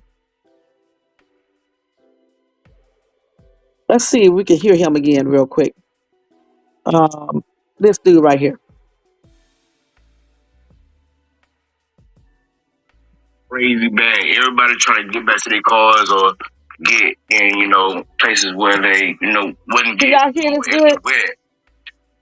Dude, Hold on, just was listen. sitting up on the tent, right? Was on his phone, right? My daughters was up under the same goddamn tent. Yeah.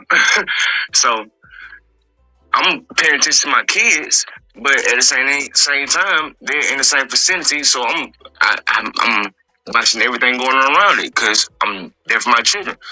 So dude walks up, McKellen, bro. He wasn't even under the tent at the time. They came from a whole separate tent and walked over there. They intentionally went over there to this kid, man. Dude was sitting there on his phone just trying to get dry. You feel me? One thing went from another.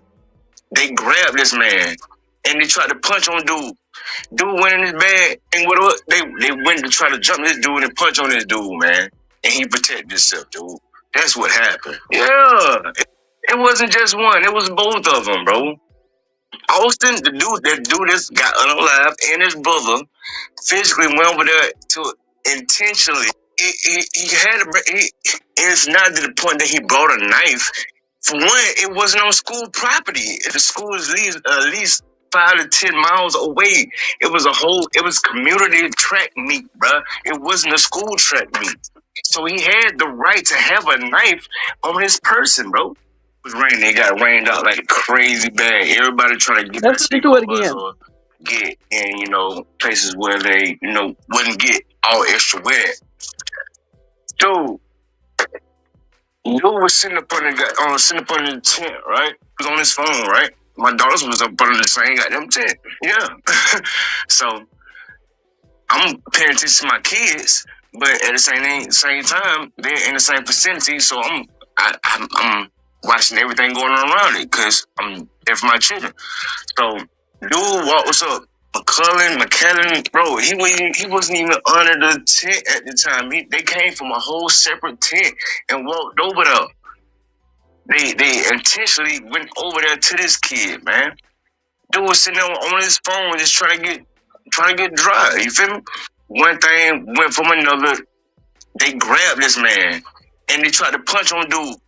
Dude went in his bed and they went to try to jump this dude and punch on this dude, man. And he protected himself, dude. That's what happened. Yeah. It wasn't just one. It was both of them, bro. Austin, the dude that got unalive, and his brother basically went over there to intentionally. It's not to the point that he brought a knife. For one, it wasn't on school property. The school is at least 5 to 10 miles away. It was community track meet, bruh. It wasn't a school track meet. So he had the right to have a knife on his person, bro. It was raining. It got rained out like. So we did find out about that field that they were at. And it's owned by Frisco ISD, okay? So it is school property. Now, I hope he was actually a witness, okay? Because you have people perpetrating. So I hope he was actually a witness. And if he is an actual witness, I'm pretty sure they have, I guess they have talked to him. And if it happened like he said it happened, then you can hear that it's more stuff involved. But also, even besides this, when you read the other witness statement, all of the witnesses say the same thing about Austin being the person who was the aggressor. The truth and reality is this right here. He can verbally confront him if he chooses to, but Austin should have not done any of that other stuff. Okay? And the punching and all this stuff, I don't know if he actually did this, but the standing up, telling him he's going to move him out the tent, that is a no-no. And then trying to physically do it, that's when he got stabbed. You don't put your hands on anyone at all. Now, did the dude, Anthony, use excessive force? I don't think it's fair for any of us to say so because we weren't there. Excessive force for you may differ than excessive force for me. Okay?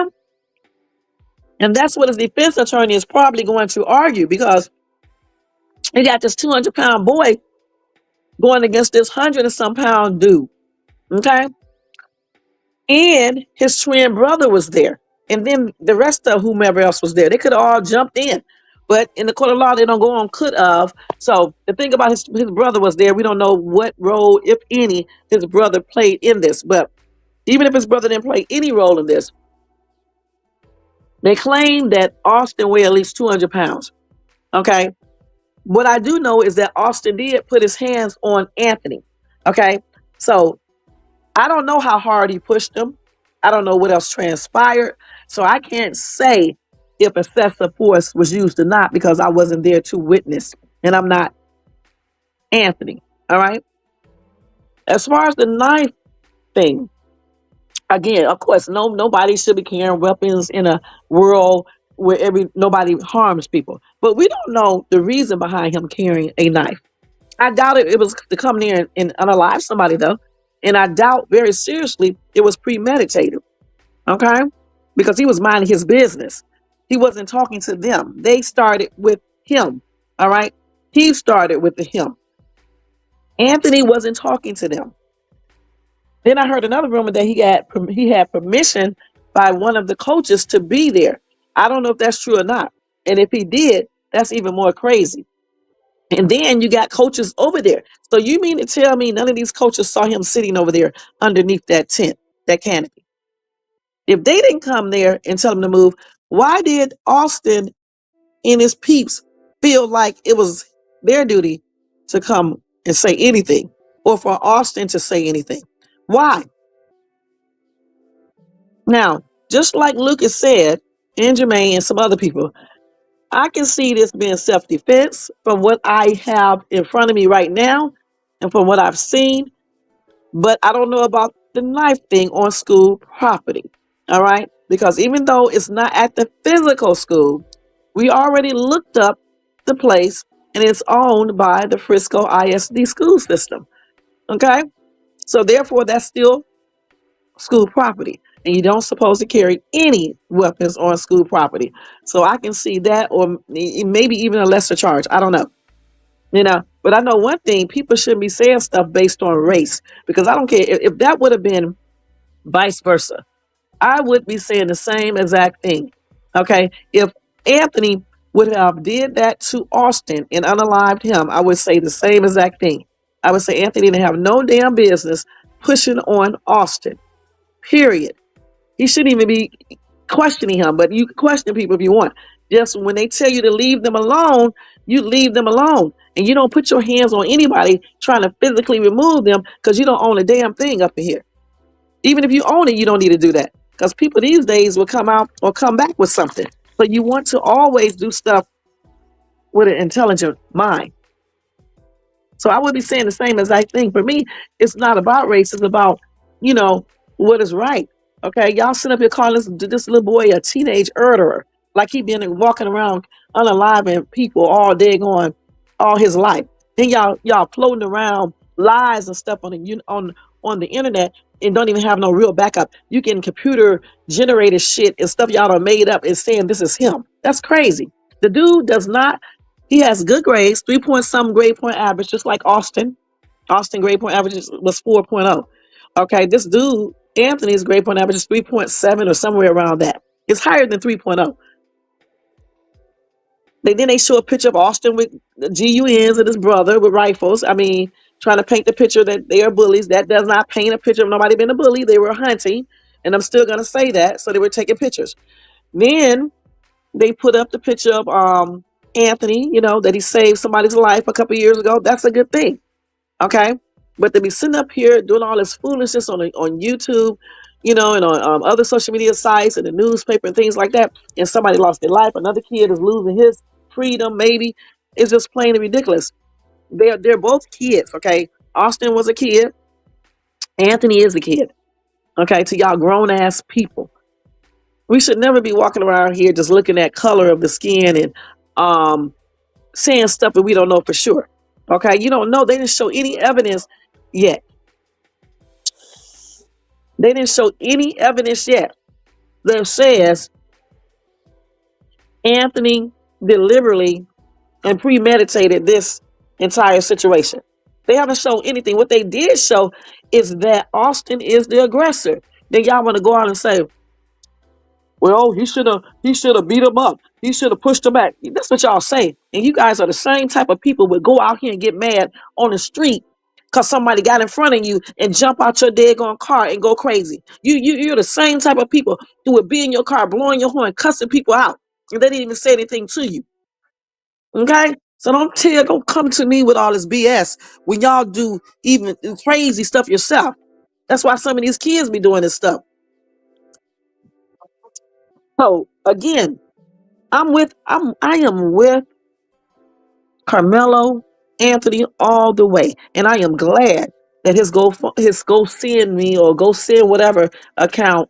I'm glad they are raising money to help him defend himself, point blank. And I don't give a damn who does not like what I said. All right, and black people, listen, y'all need to cut that out, okay? Without getting all the information and proof. And that's on everything. Let me see what you said. What he is. He was. Man, listen. If I came to your house, right, and you're minding your business, no. If you are at a park, and I'm at a park, and you're sitting on the bench, minding your business, and I come over there and be like, yo, you don't supposed to be here. And you be like, who says who? And I was like, I'm telling you, you don't supposed to be here. And you say, well, I'm not leaving. You can even say, make me move. And then I say, oh, you're not leaving? Okay, I bet you will. I'm going to make your ass move. So I proceed to stand up and get closer to you. And I go over there and say, get your ass up out of my tent, off this bench, I mean. And you said no. And then I proceed to push you. Now, just say if I was a dude. Don't say if I'm a woman. Say if I was a dude like you. Okay. And I proceed to push on you. Okay. Tell me honestly, what would you do? And not act like I'm a big dude. Okay. And I'm saying all this to you. You don't know me or anything. You just mind your business, sit on the bench, and I just bring my ass over there and just start messing with you, telling you don't belong here. And then I maybe threaten you or whatever the case is, and then I push you. What would you do?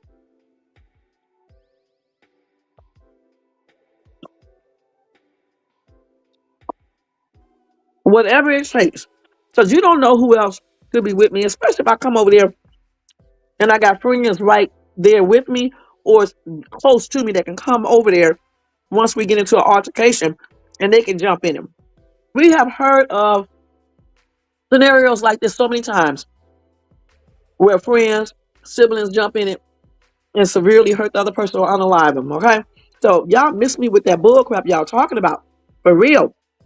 Because I know if a lot of you guys are in that same situation, and a lot of you guys carry GUNs, it probably would have been worse, okay? Even worse, because they probably would have just took out a GUN and did the whole entire damn field. Let's keep it real. Everybody. The thing, like I said, hey, Tony Bands, thank you so much for tuning in. Happy and blessed Saturday.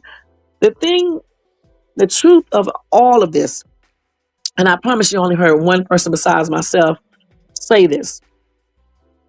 And I think Jermaine said it as well. So 3, this should have never happened. Okay, grown ass people. It should have never happened. All right. Austin did not have any reason to go over there, to slide over there, to scoot over there, to walk over there, to run over there and say a damn word to Anthony. All right. And he certainly should have never put his hands on him. That's the truth of it all. Okay. That is the truth, regardless of what you guys are talking about. And everybody who thinks this, listen, y'all need to stand up and say this and stop playing into what the society wants you to say. This is wrong with these people today. You know that what's not right. You don't put your hands on a damn body. You don't put your hands on anybody. I teach my kids that all the time. Don't touch a person.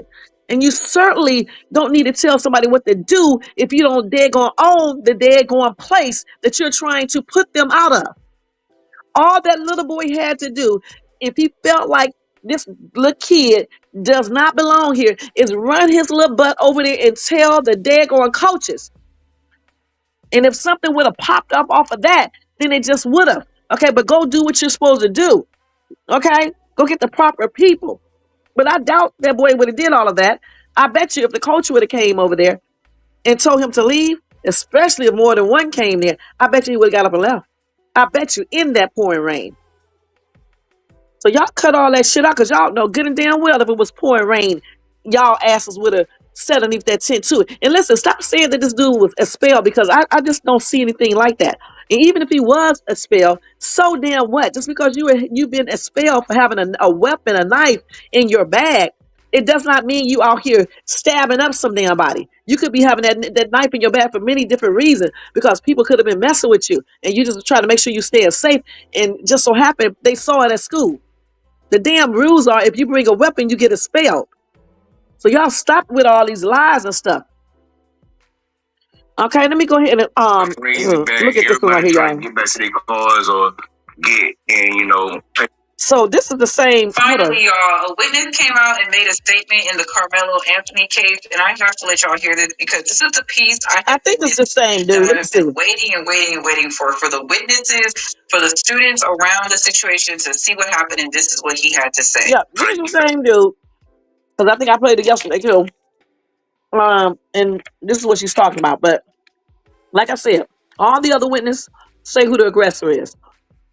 The only thing that people should have been saying is we're trying to determine if Carmelo Anthony used excessive force. That's it.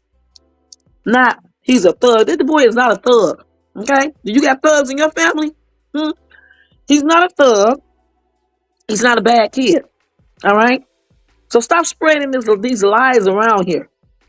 And he definitely did not premeditate this entire thing. And let me just stress this too, because some kids do get into little shit, but they're still not thugs. They're just being kids when they be doing certain things. I'm not talking about out here unaliving people and things like that. I'm just saying basic stuff that kids get into. That's why you have the parents there to lead them to correct those mistakes, to discipline them and things like that. Okay, so kids do run astray, and it doesn't mean that they are thugs. Okay. A thug is a damn kid that gets in and out of trouble, be doing the most, being in and out of juvenile detention, possibly even jail, disrespecting their parents, just doing the damn most. You know what they do? Stealing and stuff. Those are thugs. In gangs and things like that. All right? Just because a kid get in trouble once or twice or something, or have problems, or being bullied, or something like that, they're not thugs. They may be having some mental shit going on. That's what's wrong with some of you parents. That's why y'all kids be so effed up, because y'all think stupidity, and that's on everything. And don't talk the shit to me, because I got successful ass kids that ain't never been in trouble. Okay? Because I did what I'm supposed to do as a parent.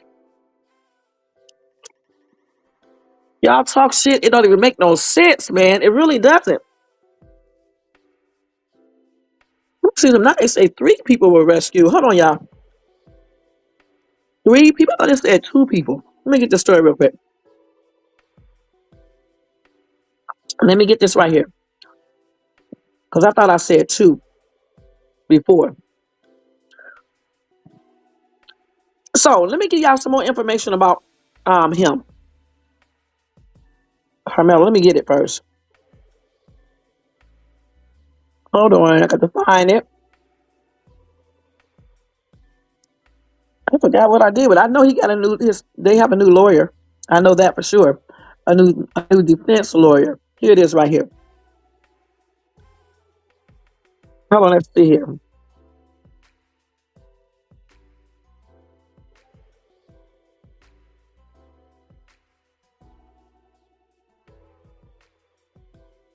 So, on Wednesday morning,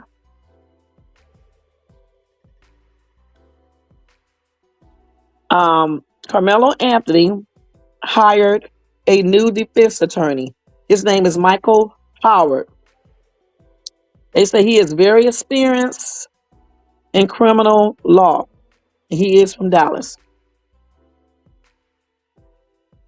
And he is not connected to the case any kind of way, but he did say he was following it closely. He said the very tragedy of the loss of life and the potential loss of liberty of the defendant and what these family are going through is a tragedy. Okay, so he does have another defense attorney. So anyway, his hearing is scheduled to start 9 a.m. in front of Judge Angela Tucker. And of course, they are looking at the possibility that protesters will be there. So security will be increased. So they are going to be looking at the factors of the case, any criminal history, age, and whether Anthony is a flight risk. He said he would not be surprised to see a bond reduction since the defendant is only 17. And let me state this to you weirdos online that say this boy has a criminal record. And let me say it real slow because I know y'all can't comprehend a damn thing. The lawyer said, and let me speak correctly, I would not be surprised to see a bond reduction since the defendant is only 17 years old and does not, let me repeat this, does not have a criminal history. Goodness. So stop running around social media saying this little boy is a thug and has a criminal history because he doesn't. All right? Y'all like to pull this little bull crap stuff when certain people get unalived by certain people. Don't do that, because if it was reversed, you guys would be saying, just like Lucas said, oh, he should have pushed him. He should have been telling him nothing. That's what he get. Don't do that. Because I would never do that. I don't care what race these kids are, or whatever the case is. If you're wrong, you're wrong. If you're right, you're right. Let's keep it real. Goodness, the boy didn't have no reason to confront this other boy. He should have kept his damn hands to himself, you guys. Point blank. Yes, it's very unfortunate that that kid stabbed him to DEATH, but I don't believe it's premeditated, and I don't believe he intended to unalive that kid. And yes, we want to know, why did he have a knife? Because he should not have a knife on school property. But at the same time, we don't know what he was going through that made him feel like he needs to carry a knife. And that's the things that we are going to find out, once they show evidence or once they tell us or whatever the case is. But don't jump to conclusion when y'all don't really know. That's all I'm saying. And paint this dude like he's some damn teenage thug murderer. That's not right. You guys are going to be held accountable for that too. Trust me, you may not believe in God, but you are going to be held accountable. Don't do that. Racist asses. Dang. And sorry about me raising my voice. I just get sick of people using race as a factor to say somebody deserved to get unalive, like they did with George Floyd, like they did with the boy on the subway. You don't do that, because if it was one of your family members or kids or whatever, you would be on social media crying. And all of that aside, I'm not taking away from the fact this boy lost his life, because he shouldn't have. This shit should have never happened, period. Like we said before, it should have never happened. The damn coaches should have been over there, and it just should have never happened. And I don't hear anybody say anything about the coaches not being there besides one other person. I don't hear nobody except 3 people who said this should have never happened, because this little boy should have never even approached this kid. And even if he did approach this kid, he should have never even stood up and told him whatever he told him and then proceeded to push him off the damn out of the tent. We don't do this. That right there is bullying. In case y'all don't know, let somebody push your damn kid. You're gonna say it's bullying. You don't push on nobody. As a matter of fact, go out there and push one of these strangers out here. Do it. I guarantee you won't be pushing them again. Only some people will let you push them and they don't do anything. But for the most part, go push somebody. Jermaine, go outside and push somebody today. I bet you then you get into an altercation. And some people they will take out you know what? So y'all stop acting like, you know, things like this don't be happening with grown-ups. Hell, you hit people cars, they be want to get out and unalive you. Shit, you owe people money, they want to unalive you. So you know damn well if you push them, what's going to happen. Okay? So y'all cut that out. Don't do that. You can believe what you want to believe, but don't be paying people as things they're not because of something that happened, because you don't know. You don't know what the hell went on. And I know his family can't really talk. You know, but we who believe that it was self-defense, we got to speak out. Because if they damn sure speak out when they be unaliving black people, let's keep it real. Shit, and say that it was his fault. Let's keep it real, so we need to speak out. Y'all don't do it though. I keep on forgetting I'm on the phone. I can bring the phone with me. But we need to speak out too. Okay? Now, let me see what else I got for Karmelo. Real quick. So, as we know, he has a new lawyer or additional lawyer.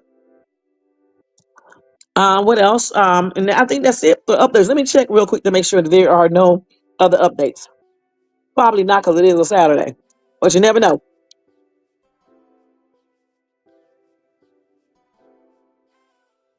Let's see real quick. Make sure I didn't forget anything. Okay, so no other updates for real, okay? It's basically the same regurgitated information over and over again. So I'm pretty sure on Monday, I think Monday, if I'm not mistaken, or one day next week is the bond hearing, and I'm definitely going to stay on top of that and let you guys know, and it better be reduced, because you reducing bonds for all these damn rappers, okay, who can get up and leave any day, and they do have criminal histories. This kid don't have no criminal history or anything. He also said he did it. He also was concerned about the kid. Okay. He also cried about it. Okay. So I think he needed a bond reduction. And 1 million was too damn much in the first damn place. All right. You got people out here unaliving little kids, premeditated on purpose, and they don't get a $1 million bond. I got many stories on my phone right now, and these people do not have a $1 million bond. Okay. So that's not right. Period. The only way that would be right if Anthony would have went over there as soon as that kid said, you don't belong in the sin. Anthony would have got up and just stabbed him. Okay, then that would be right. And then that would be straight murder too. And that's the way y'all try to make it sound. Don't tell the whole story. But y'all, some of y'all, these racist ass clowns, was doing that back in slavery time. Okay? And some of these stupid ass brown people sits right there and condone this foolishness until something like that happens to them or their kids and they want you to take their sides. I'm not taking your fucking side, and that's on everything. Okay? Period. I don't care what color you are. Now let me move on from this, because I get teed off every time I talk about this case. All right? I'm gonna be able to monetize the video, but I don't give a damn. Okay? Period. Now let's go ahead and move away from this one, and y'all just tell me what y'all think. If y'all for Karmelo or if you're for Austin, and let me tell y'all straight up: if you are for the other dude or whatever you're for, make sure you keep it respectful over here, because your comment will be addressed first, and then it'll be deleted afterwards. Come over here like you got some damn sense, all right? And that's on everything. Now let's go ahead and move on, because you don't have to pick Anthony if you don't believe he did self-defense. I'm just letting you know that. But come with respect, all right? Period. Now let's move on. Okay, so now, y'all, we're just going to go into some fuckery news stories. Always remember this. The reason why I say it's fuckery news is not because the news stories itself, what happens to the victims is fuckery. I'm talking about some of these damn people who do the crimes, the stuff they do is straight up fuckery. Okay? That's what I'm talking about. And the nerve of them thinking that they can just do these things and they're not going to get caught is weird. You know what I'm saying? I don't understand how people be thinking. Okay, so let's go over some fuckery news. The first one is, let's see what time it is. We got till 1 o'clock. Okay, so we will be on here almost 3 hours again. But anyway, this is for the whole entire weekend. Okay, an hour a day. All right. I am so crazy. Anyway, first fuckery news, you guys. Some of y'all may be happy about this, but I'm never going to be happy about people doing certain things. Okay, unless it's well, I'm not happy in no case. Okay. Um, Pastor was abducted at GUN point while delivering a sermon. All right. Now, this happened in South Africa. A U.S. missionary from his church as he was delivering a sermon. Okay. So he was just abducted by you know what point while he was doing that. His name is Pastor Josh Sullivan. He was abducted late Thursday at the Fellowship Baptist Church in Motherwell, outside the coastal city of GQEBERHA,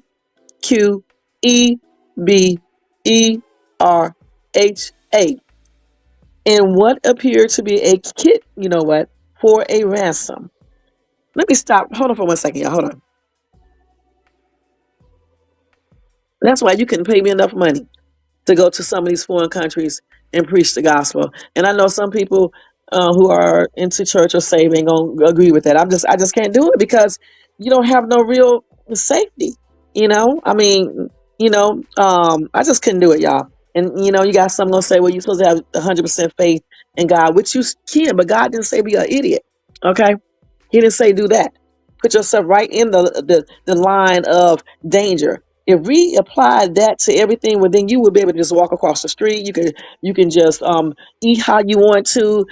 You just don't go to the doctor or anything. The reason why God supplies certain things to you, certain people like doctors and stuff, so they can do the healing. Okay, that's why He also give us common sense, so we can use that common sense and don't do certain things.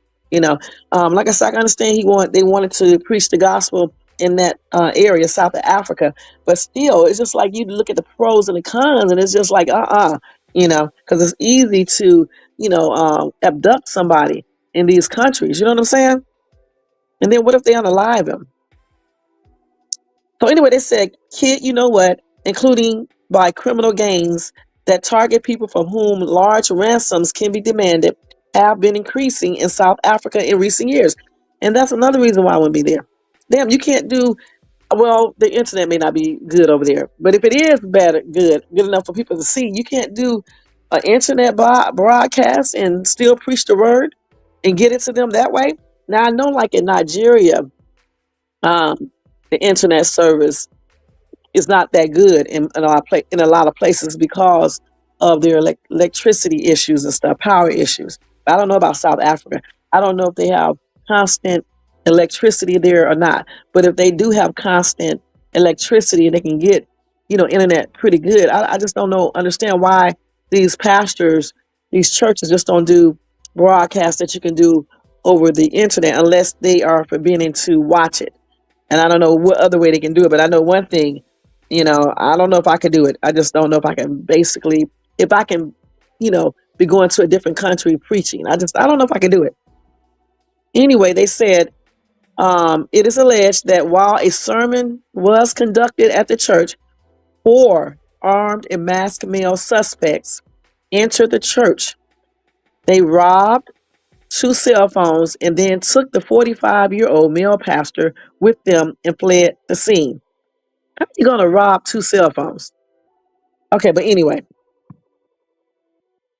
a spokesperson from the U.S. State Department told CBS News that they were aware of the kit, of an American citizen in South Africa. The agency said it has no further information to share at this time. Doesn't that suck? That's another reason. I just couldn't do it because the support mechanism in a foreign country, when stuff like this happens, it's just not good enough for me. So I just couldn't do it. And they did say it was probably financially related. That's sad.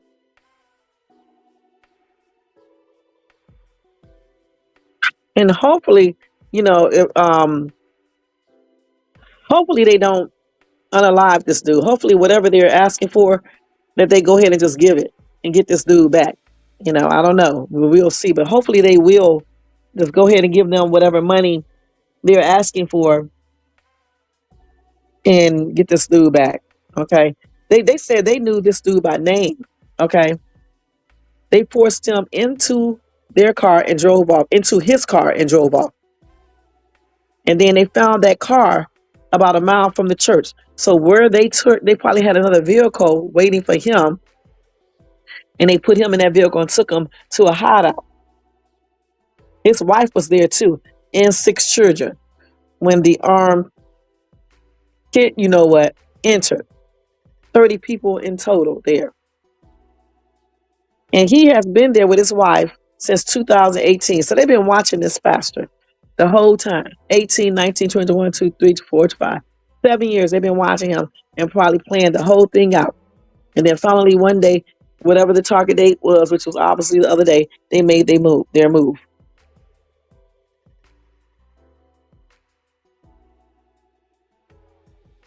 Yeah, that's crazy.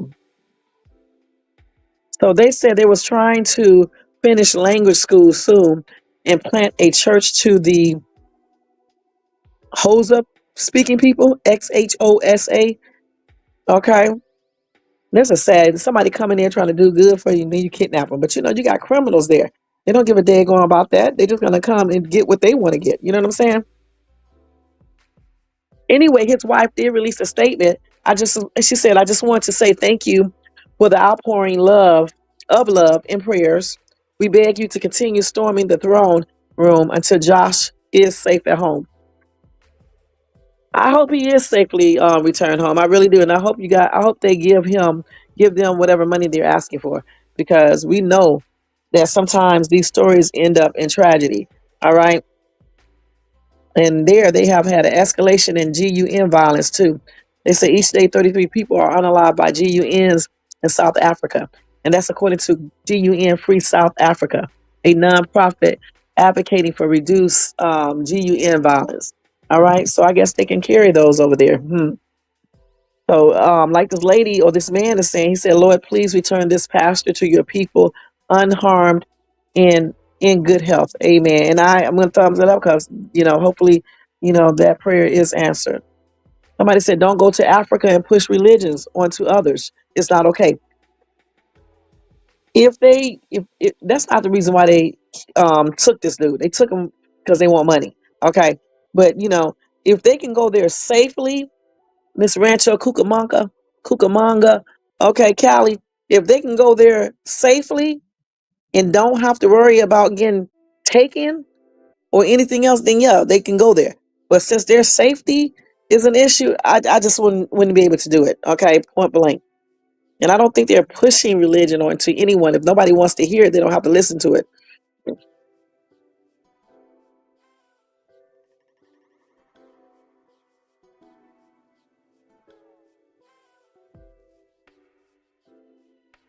See. Well, let me read this comment right here by Vincent. Over here, we read them all.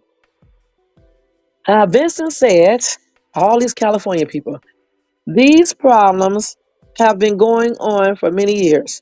Some people keep praying and worshiping to an invisible and fake God, lowercase. But only humans can try and stop these problems. Okay, so Vincent, I agree with some of this you said. I'm glad you used the lowercase g, because the regular God is the uppercase. So you're not talking about him. People do worship a lot of fake gods. I mean, that's the truth. Something I do agree with you right here too. You said not only humans, but humans can try to stop these problems, okay, as well, by not going to these countries. That's the first thing. Putting yourself in the line of this type of stuff happening. All right. Period. So I agree with those little two things right there. I took out the word only because you put, but only humans can try and stop these things, because prayer does work. Okay. So prayer, along with your use of common sense, it works the wonders. Okay. Try it sometime, Vincent from Anaheim.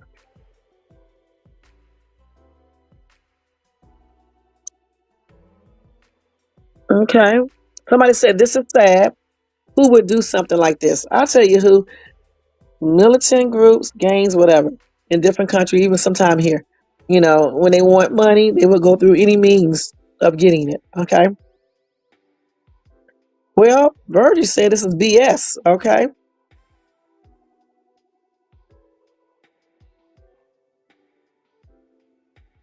And then Patricia said they don't have respect for God's house and nobody else's. They could have waited until service was over and talked to him. Girl, you're crazy. They're trying to kidnap, sorry, YouTube. They try to, what him, right? Which they did. And they're trying to get money. That's the way I should have said it. They napped him and they want money. Okay. They are not going to wait till no service is over to do that. Just as much as people don't wait till services are over to go in and shoot up everybody. Okay, let's stop now. That's anywhere. Nobody is not going to wait till church is over to do any crimes. They're going to go right in there and do it. If they don't have respect for a person, how the heck do you think they got respect for anything? All right, please. Wait a minute. Street Bob said they pulled this stunt while we have the right president in office, dummies. And what is he going to do? Is he going to give them a ransom or threaten them or what? Well, maybe he will do something magical. Let's hope he does. Let's hope y'all God, President Trump, get this dude back. Okay? Let's hope he gets him back.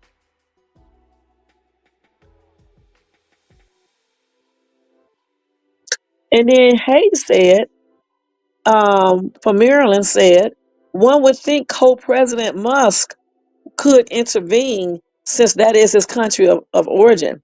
And the pastor is an American citizen. He seems to have his hand in everything else. Why not this? Oh, yeah. Maybe he can help. So maybe he's doing that right now. Maybe him and y'all President Mr. Trump can get together and get this pastor back. Point blank. Let's hope they can.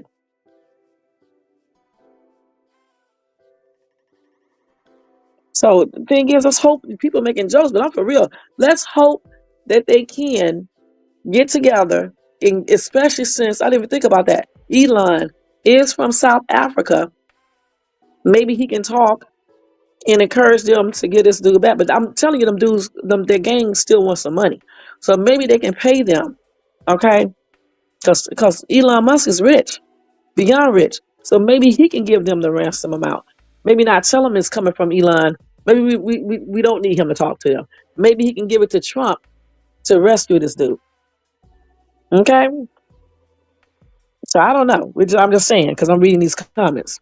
But anyway, my prayers are extending out to him and his family, his wife, and all his other family members. And I hope they do be able to rescue this pastor because it's a shame that you can't go to other countries and preach the gospel to those who want to hear it and, and end up getting napped and all sorts of things. So, he is in my prayers and my prayers are extending out to his family and stuff, his friends, other church members, and for him especially. And I hope that these people do let him go or they do give them the money and they let him go unharmed, period. And it's some fuckery how people just go around and just do stuff like this to people that are not doing anything to them. Okay?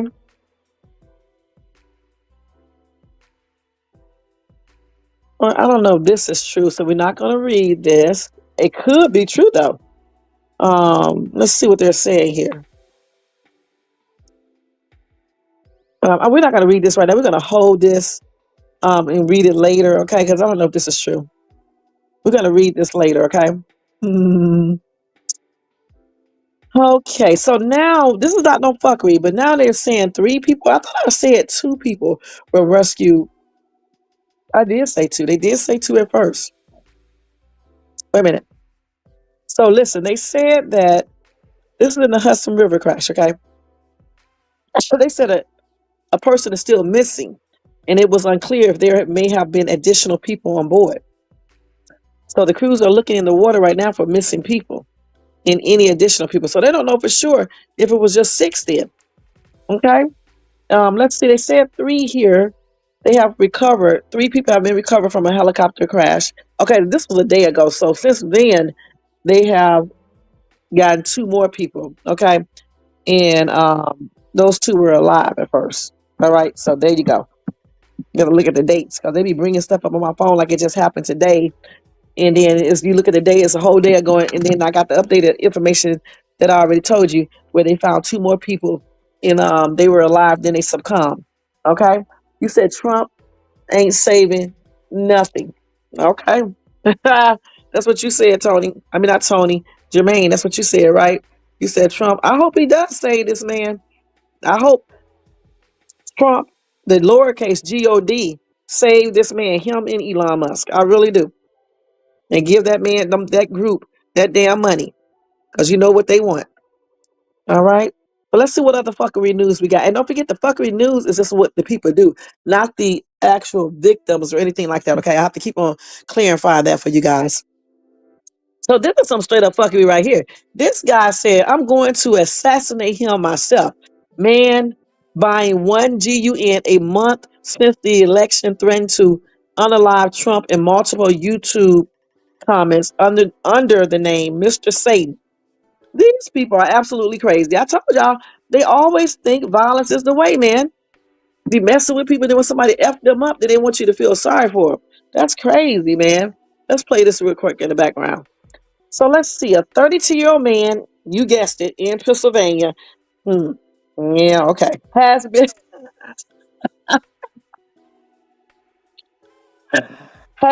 arrested for allegedly threatening to unalive President, y'all God, Donald Trump, as well as other government officials, including y'all other God, Elon Musk, and agents with U.S. Immigration and Custom Enforcement, ICE. Woo. So anyway, Sean Monper, Nonpr, was taken into custody and charged with 4 counts of making threats against federal officials and federal law enforcement officer, the Justice Department announced. Let's see who this man is. Let's see his picture. Wait a minute, I want to see his picture. I think I've seen this picture before, but unlike these people online, I'm not going to jump to conclusions. I don't see it right now, so I can't. But I think I know what he looked like because I think I saw this story before. So anyway, in March, yeah, I saw it before. I know exactly who this dude is. Monper is accused of writing, eventually I'm going to do it. Let me change my voice. Eventually, I'm going to do a mass, you know what? And ICE are, you know what, people. The T people, TRRORIST. We need to start unaliving them. As well as I have been buying 1 GUN a month since the election. Body armor and ammo. So wait a minute, he didn't just buy 1 GUN, he's been buying 1 GUN per month. Why go online and write this? Why do that? That's crazy. So listen, on April the 1st, 2025, he wrote something else. He said, if I see an armed ICE agent, I will consider it a domestic terrorist in an active SHOOTER in open FIRE on them. This man is a STUPID FOOL, okay? For real. Straight up fuckery. Why do people go online, go on the phone, go on using Signal, WhatsApp, and all these other double encrypted shit and put these messages on here and thinking people don't see this? This is crazy. Anyway, FBI agents on April the 9th, 2025, placed this dude under arrest. The following day, he was ordered detained pending a preliminary hearing, which is currently scheduled to take place on Monday afternoon, the 14th. All right. Boy, I don't know what to say about these people. That is some straight up fuckery. All right. Goodness. Who does this? Who does this? And I wish, let me type, I got to see what this guy look like because this may be a different guy right here. 32 years old. You waste up your whole life trying to attack this man. Just wait. Listen, he's 80 years old. Just wait till he gets out of office, okay? Sean Monper. Let's see what he looks like. Y'all talk like this man is 30 or 40 or even is 50. Okay. Let's see. Sean Monper. This dude said he was going to go undo that to ICE, into Elon Musk and some other people, I believe, if I'm not mistaken. Damn, boy, you gonna get in trouble all the way around. You gonna get ready to get some real time, okay? Who does this? I told you these people are crazy. What's his name again? Anthony? It figures. Anthony Monper or something like that. Monper or something. Let me see. I bet I spelled his name wrong. We got to call him Mr. Satan, okay? Call him Mr. Satan. And is this him right here? No, this is not him. I was going to say. It's a whole different dude. That's what you got to watch out for online because they be showing you, his name is actually Sean. They be showing you pictures of other people. You know what I'm saying? And you be thinking, is that person? You be posting that and shit. It's not even him. That's why I don't do that. Let's do this like this. What time is it? Let me hurry up. So let's see if we can get any pictures of him. Let's see if they can show it. No pictures, no pictures, no pictures. Let's see. Nope, nope, nope. Let's see. Let's see. Let me give you an Eminem. He has federal charges. He did this shit on YouTube. He is an idiot. Okay? For real. Why would you tell somebody you're going to unalive them on YouTube? Let me see. I don't know. I don't see his picture. They're not putting his picture up. This probably is not the same dude. Because the dude I'm talking about, it's not. Because the dude I'm talking about was already arrested way back in January, I think. He's so stupid, this dude. Well, when they do show a picture, I'm going to show you what it looked like. But as of right now, I don't see anything. But let me tell y'all something. Y'all stop all this shit. We're trying to assassinate this man. All right? He got 3 more years in office. I know a lot can be done. But he is 80 and stuff. So it is what it is. Okay, y'all stop trying to unalive this man. It's not good. All right? Period. I know some of y'all don't like him. But stop trying to, do stuff that you shouldn't even be thinking about. All right? It's not cool. Now, let's go to some more fuckery news. Well, that was straight up fuckery right there, for real. So, I did not tell y'all about Diddy. Let's see here. This is Diddy with some fuckery, okay? Let's see, hold on. So, this is Sean Diddy Combs' rumored new attorney. This got to be old. This can't be new. Oh, no, it was written April 11, 2025. Let's see. I think I did say he got a new attorney, too. Mark Gregos, yeah. Let's see what he said. Hold on. Let's see what he said about Diddy. Let's skip this crap. Hold on, y'all. So they did not officially confirm that he's part of Combs' defense team, but they say it seems like a spot is open since Anthony Rico withdrew from his case. And we know he withdrew from the case on the 20th of February. After he stated he could no longer, under no circumstances, can I continue to effectively serve as counsel. So all these damn ass, man. Hold on. We cannot look at nothing without these ads. Hold on. Let's see. Okay, these ads are getting in my way. So Combs and Gregos have several other ties. For decades, let's see. Kenny Measlus and the father of Ben Measlus. I know I'm saying these names wrong. A partner at Gregos' namesake law firm has been Combs' personal lawyer. In Gregos, I'm saying his name wrong, so excuse me, has stated publicly that he has been friends with Combs for at least a decade and said he has represented the rap star in the past. Though it is unclear precisely how and if this representation was in court cases or which ones that he was involved in.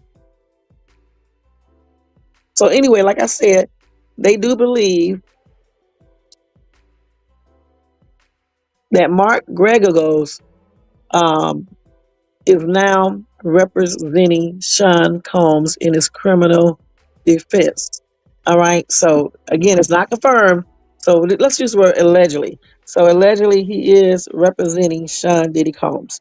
All right. So we will see. All right. So let's move on because I don't want to stay on that too much. All right. Let's see here. Let's see. So listen to this. This is some straight up. I don't know what type of fuckery this is, but it's some straight up fuckery. All right. Hold on.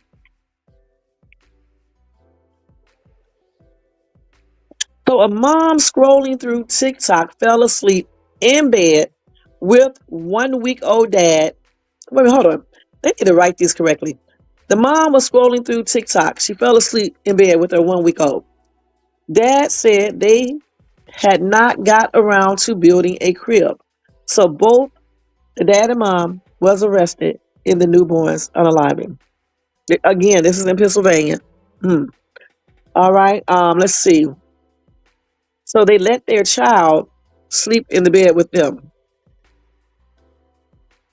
So Ashley Userdale, 31, and Travis Scott Smart, 34, were arrested Thursday morning and charged with 1 count each of child endangerment and the tragic unaliving of young Zane Scott Userdale Smart. All right. Let's see what happened here. Now, Userdale is also facing an additional charge of involuntary manslaughter. Now, according to court documents obtained by North Central PA, officers with the Sunbury Police Department responded at about 2:30 a.m. on April the 10th to a home on North 6th Street in regard to a call about an unresponsive infant. When they got at the address, first responders said they saw the father performing CPR on the child, who was face up on a bed in the living room of the home. All right. You don't do CPR on the bed. Okay, that's the first thing. But anyway, emergency medical personnel arrived a short while later, but they were not able to provide any assistance. The little baby was pronounced unalive at the scene, and authorities contacted the Northumberland County Coroner's Office, as well as the County Office of Children and Youth Services. Both parents were reportedly transported to the police station where they underwent interviews with detectives. Now, according to a report from Penn Live, Userdale said that she laid down in bed at about 9:30 p.m. the previous evening with the baby. She was allegedly holding Zane in her right arm and breastfeeding him while using her left hand to hold her phone and scroll through her TikTok feed. At some point, she said she fell asleep and believed Zane rolled out of her arms and onto the bed. She said she awoke to find him unresponsive next to her on the bed. So the police on the scene reportedly said they saw a large discoloration on Zane's forehead.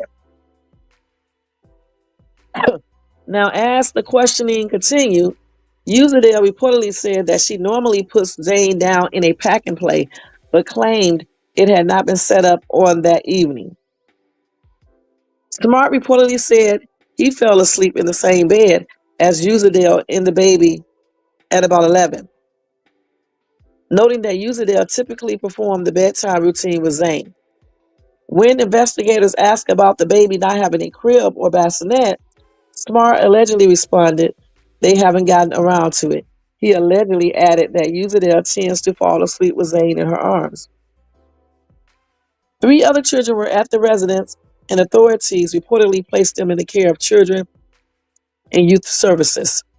A search warrant was reportedly executed on the home that included items such as pillows, blankets, and clothing that could reveal additional evidence about Zane's unaliving.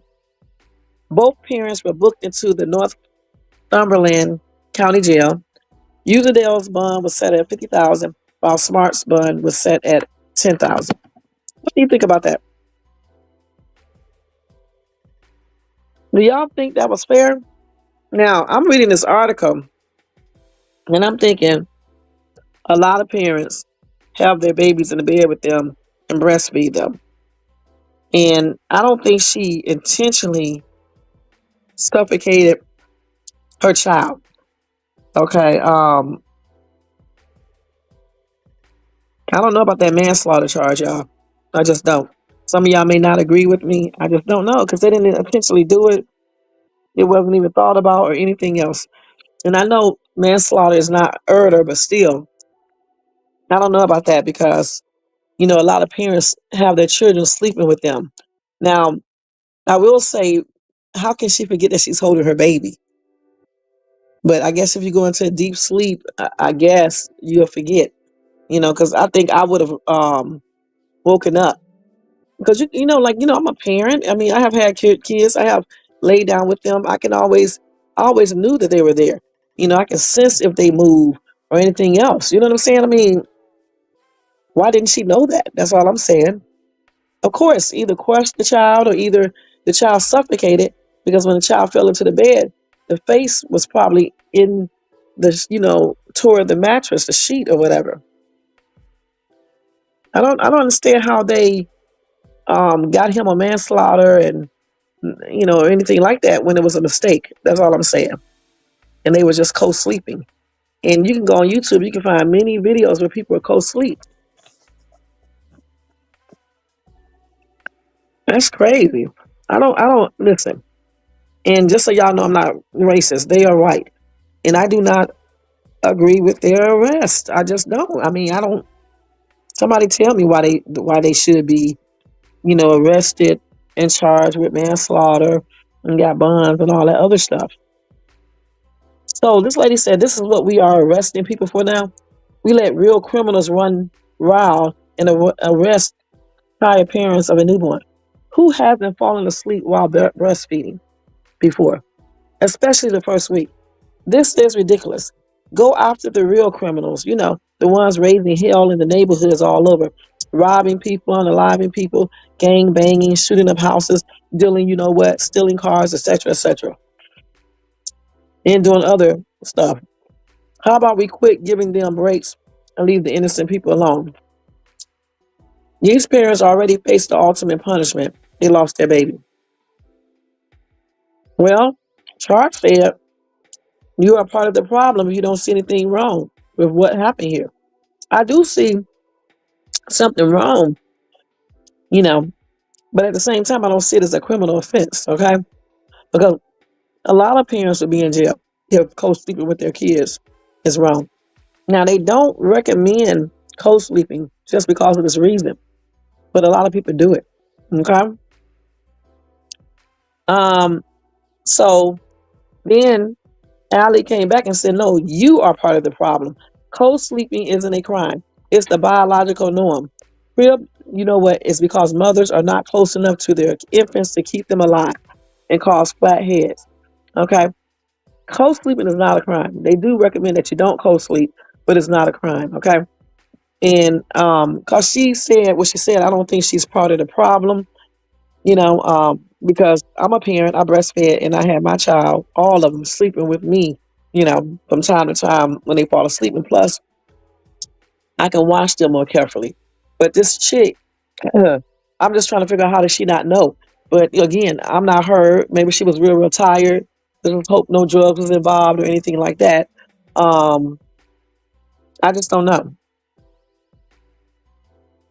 So, like this person is saying, Jody, she's saying she is right and wrong at the same time because lots of parents let their baby sleep with them.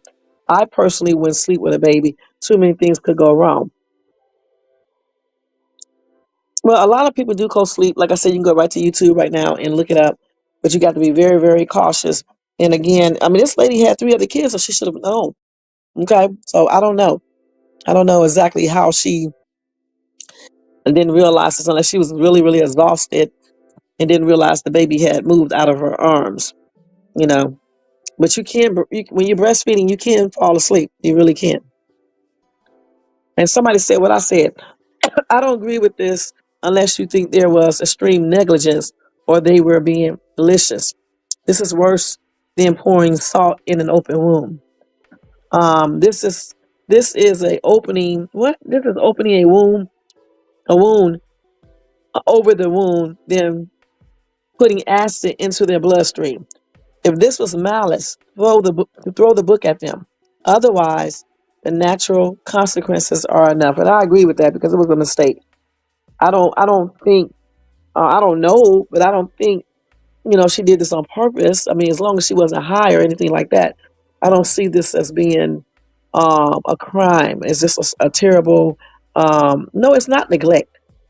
I don't see it as being a crime or neglect. How is this the neglect, Jermaine? It's not neglect. Okay, if that was the case, many parents would be neglectful for letting their kids sleep with them. How is that neglect?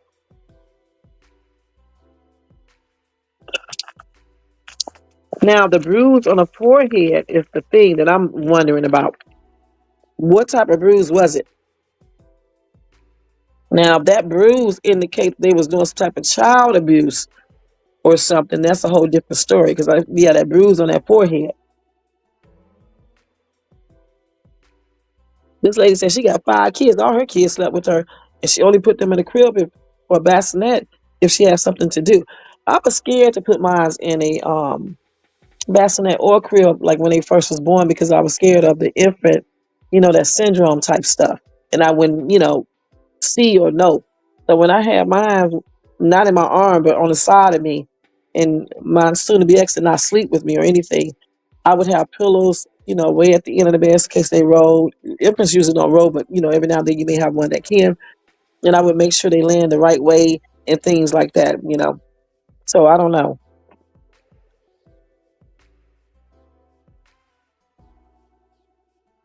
So I don't know. I was just basically watching my eyes because I never had really got real good sleep during those times because I was too scared to see it. But I don't know. Like I said before, as long as they were not on drugs, and we still need to find out about the bruise and then go from there. But if she's just sleeping with this child in her arms and she just fell asleep and that's it, I don't see why they are charged. Well, she is charged with manslaughter or anything. I just don't. And the other kids got taken too. So that's I just don't see it. Okay. And let me read one more comment. Phyllis said, it's not typical for a baby to pass on from parents sleeping with the baby. Nursing moms often fall asleep while nursing at night. My baby slept with us, and they are all alive, kicking, spoiled, and happy. It was an accident, unless there were shady living conditions. Okay? So non-criminal. And I say the same thing. Unless they was doing some other shit, then that's a whole different story. But many parents have their children sleep with them when they are breastfeeding, and I breastfed all my kids. So yeah, many parents do this. Even sitting in a chair or whatever the case is.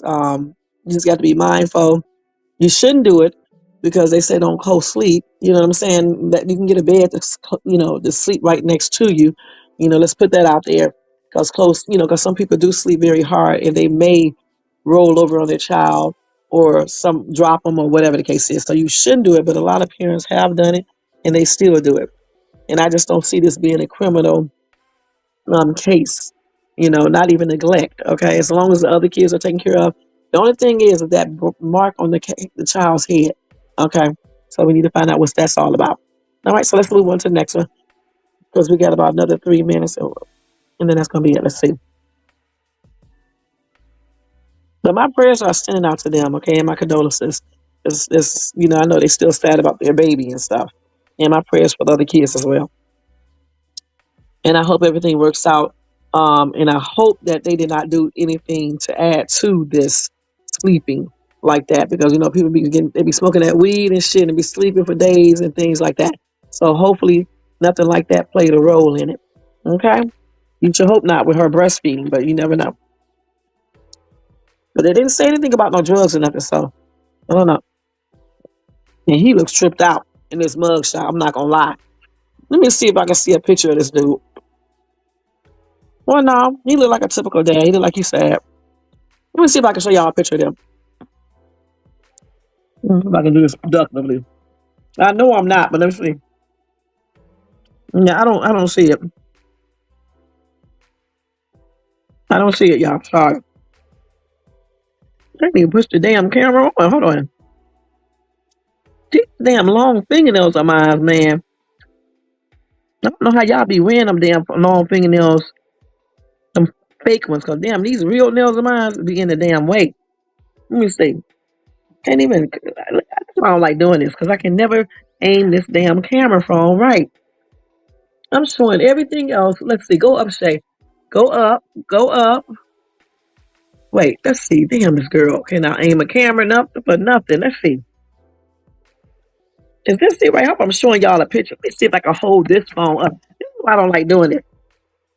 Let's just hold the other camera still and do it like this. Can y'all see them? That's them right there. Yeah, y'all can see him. He look crazy as hell, but I mean, he just look like he's sad. See, he just look like that he's sad. That's it. Oh yeah, that damn ghetto ass buzzer over here. You say Jermaine need to go get her stuff. That's why y'all need to get them donations up. Y'all see y'all cheap ass won't do that though. You see, so since y'all cheap as hell, I'm just gonna be doing these lives like this until Shay get through fixing this house and finish buying the stuff she need to buy. Then I go get another mic or computer. I'll just get another. I'm not buying another computer because ain't nothing wrong with this one. I'm just gonna get another mic. You know, like the other one I had that I attached to the computer, and that way I don't have to worry about this actual computer mic going out. Now y'all can do a donation to $Shades Tube, and you can make that happen quicker. Okay. Otherwise, we're gonna have to deal with this. All right. Because I got other stuff I have to pay for first. So that's them, y'all. So I don't know what y'all think after seeing that picture, but yeah. Oh, this is some shit right here. This dude has $684,000 worth of METH in his truck. The 18-wheeler driver. That's what he was doing in San Diego. What's up with these people in California? Damn, every time I read an article, it's Cali, Cali, Cali, Cali, Cali. Damn. This is their largest meth bust in 2 years. They got 761 pounds of liquid METH hidden in a semi-truck's fuel tanks.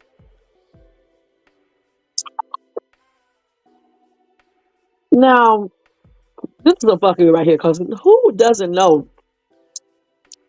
that police don't know these tricks that y'all do? Hiding shit in the fuel tanks, in secret compartments, held in your body. Who know? Who doesn't know this?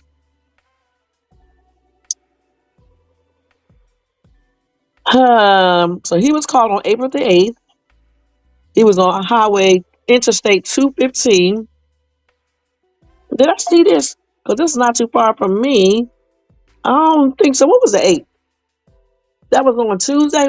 I don't know. I don't know if I was on the freeway then. Because I'd be bypassing that freeway.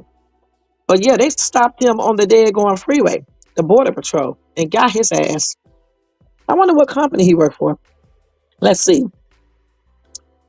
He had it in his diesel. Thank you, Jermaine, for the super, what is that called? Super, is that a super sticker or super chat? Thank you, Jermaine. I appreciate that, hon. You are so sweet. So that's $5 toward that mic, okay? Because I think that's a super sticker, super chat. So yeah, that'll be $5 toward that mic. So the mic, you guys, I believe, is $150, if I'm not mistaken. Somewhere around that cost. All right, so y'all get those donations up and help your girl get a new mic, all right? So let me put the super sticker thing up. I think this is a super sticker. Well, we're going to put both of them because I don't know which one it is. Super sticker, super chat is all the same to me. So thank you, Jermaine. I appreciate you, hon. All righty. Okay, let's take that off now. Ching, chang, ching, chang. No. This girl is so damn ghetto. It's ridiculous. Ching, ching, ching, ching, chang. No. Y'all know my stuff is still packed up in my room. Okay, don't be silly. Okay, I don't have the little slot machine thing over there. Even if I did have it, the bell thing, I could never hit a winning combination, so you won't hit a bell. All right, and then I'm on this phone. I don't know how to do the thing. I guess I could have did it on my other phone, but that's okay. I just did it with my mouth. Ching chang, ching chang. Thank you, Jermaine. All right. Oh man, let's go back over to this fuckery Friday stuff. So, like I said, I don't understand why these people be doing all this weird shit, you guys. Okay, I just don't know why do they don't think that if they get caught, that they're gonna check the fuel tank. And what company did he work for? Let's see. Oh, that street value was $684,000 plus dollars. Okay, they did not identify the driver. Woo! It's turned over to Homeland Security. Is that HSI? And he faces federal prosecution for possession with the intent to distribute a controlled substance. And they seized the semi. He would never, ever work for any other trucking company again. If he worked for one, he may have been an owner operator. He still will not get no one else to give him loads or anything else again. He just messed up his entire life and career. Damn, that is crazy. Okay, that is crazy. But anyway, another one bites dust. Hey, okay, now, oh my gosh, let's go ahead and go to another story. All right, that was crazy. Mm-mm-mm. Wait, wait. I got another fucking story for you guys. Wait, let me like this right here. And let's pin. Well, you can't pin that on that phone. Okay, so here's another fucking story, y'all. New York City slasher shouted out. He shouted out. He's going to kill a bitch before he did a deranged bottle attack as victim remains on a ventilator. So this nut, hold on, let's see. So he said, I'm going to kill a bitch. Okay. Okay, so he is charged. He's a vagrant. He was charged with stabbing an off-Broadway costume designer with a broken bottle, leaving her fighting for her life. He was screaming he was going to kill a bitch before the vicious assault. That is crazy. This dude, 46 years old, he was ordered held without bail. He should not have one, and I agree with this. In order to undergo a psychiatric evaluation as he was arraigned on attempted murder and assault charges. His own lawyers told the judge the career criminal had only been back in the Big Apple for 60 days before he allegedly launched the senseless attack in Soho on Monday afternoon. This dude is absolutely nuts, you guys. This dude has a history of emotionally disturbed behavior. Okay? He was also hospitalized at a psych hospital in Baltimore in 2022. Let me tell y'all something. When you know people are fucking crazy, when they're taking crazy medication to control being crazy as hell, and they being in and out of psychiatric hospitals and being evaluated, y'all know y'all need to get away from these type of people for real. Now, she did not know this dude. He just randomly went out here and did this, from my understanding. But still, when you know people are psycho, I'm telling you, get away from their ass. Oh, she was cute. I mean, she is cute. So the girl he slashed, 25 years old, he did it in her neck with a broken bottle. And it was a random attack. Damn, she is on a respirator at Bellevue Hospital as of now. She had to undergo emergency surgery.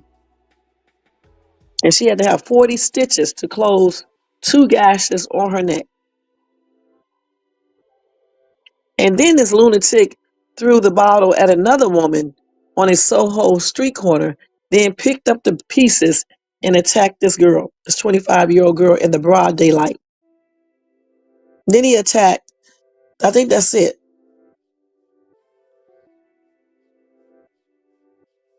And he did this in front of witnesses too, and nobody did anything.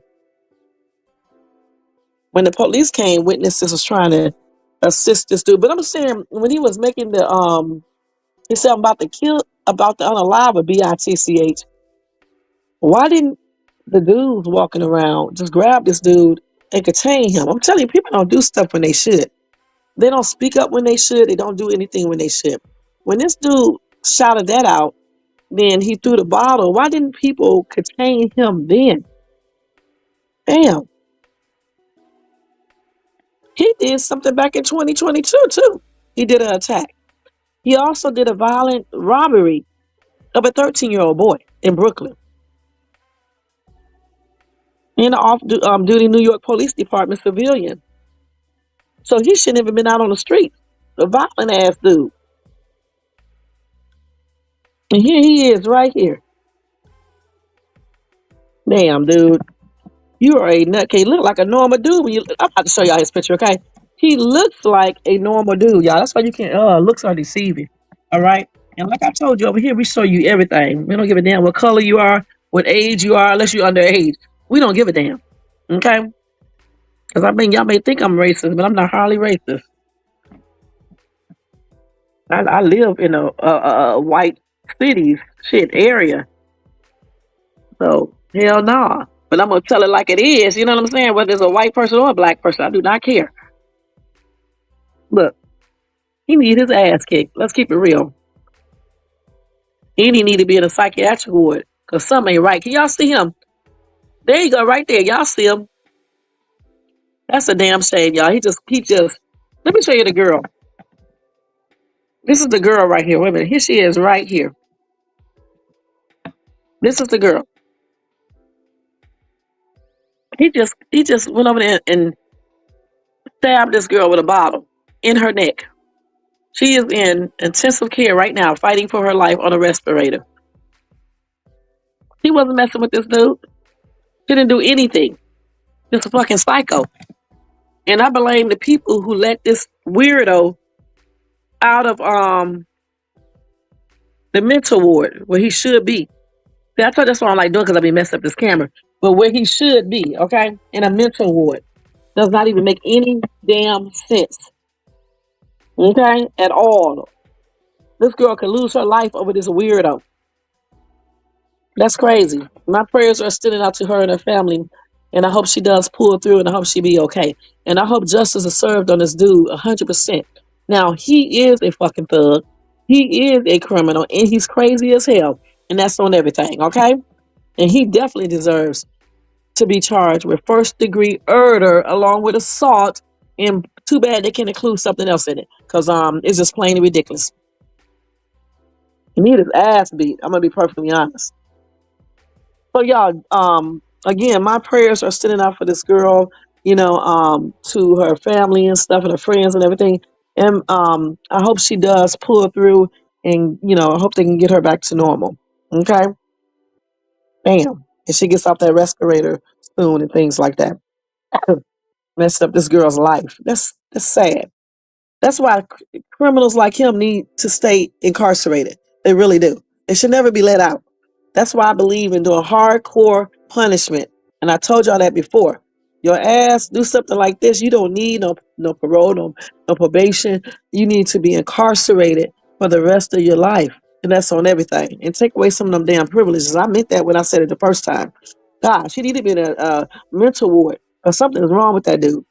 And then you look at him, it doesn't even look like it. That's what I'm talking about. We got people like that walking around Cali. I told y'all that time about that dude walking down the street on the sidewalk. The time we was walking, he said, the next Nigger he sees, he's gonna punch him in his damn mouth or some shit. So I'm hearing him. I heard him. He was like way from me, not too far from me, but he was from me, right? And I heard him, and I told my kids to get on the other side, and I went in my purse. I'm not gonna lie, because I said, if this man proceeds to punch me, I'm gonna show him what's up from a female. And when I walked past him, he didn't say shit, and I watched him until he got all the way down the street. Psycho. So you got people like that out here. I'm telling you, they be saying all types of shit. I have talked to some of them. Yeah, crazy as hell. Anyway, y'all, Dodge. I think I said that right. Dodge reveals over $380 million in fraudulent unemployment insurance. Y'all been out here filing fraud. Y'all been out here doing fake insurance things. Y'all been doing insurance scams. Like somebody else I know be doing insurance scams. That's what y'all been doing.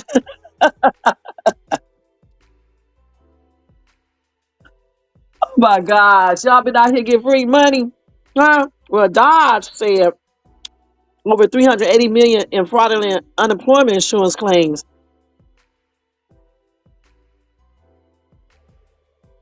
They said thousands of people, young and old, claim benefits, totaling over 380 million. Mm-hmm.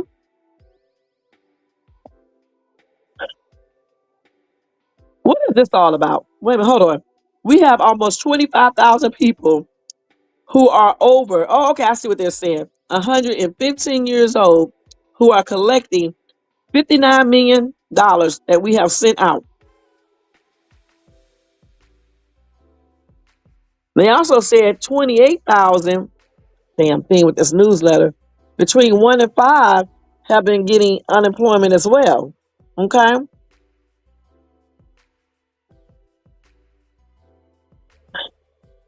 This is crazy. So a lot of people out here defrauding the government by pretending, by filing, those insurance claims. Okay?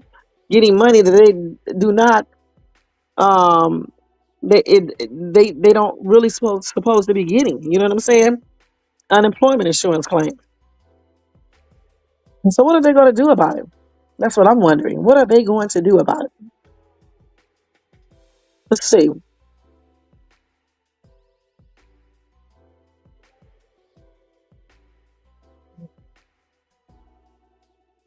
So let's see. This says some fraud there, abuse, and waste. Okay. So it is what it is.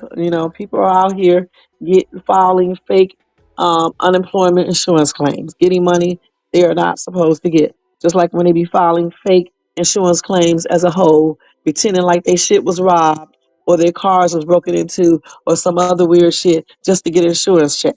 But I'm here to catch you guys, and that's on everything now. Oh my gosh. But anyway, that's what they said. So let's move on. Gosh. Oh, wait a minute. Hold on. What did they say?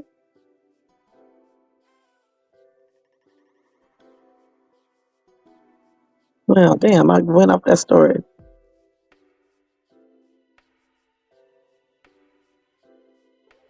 So let me just give you a brief rundown of these fuckery news stories, and then we can really get out of here because it's 3 hours.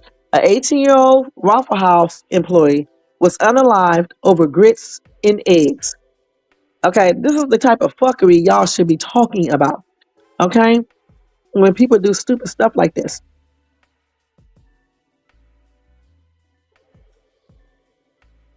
This man became so unhappy about his grits and eggs that he unalived this young dude. Okay, Jalen Madden, I believe, is the one that he unalived. And the dude who did it is 39 years old, okay? He shot this little 18-year-old boy and then fled the scene. That's crazy. All over some damn grits and eggs he did not like. You said, but I'm just a dog. But I'm just a dog. We are crazy. And you know what? You don't know nothing. I know you don't know nothing. I don't know nothing. I'm just a dog.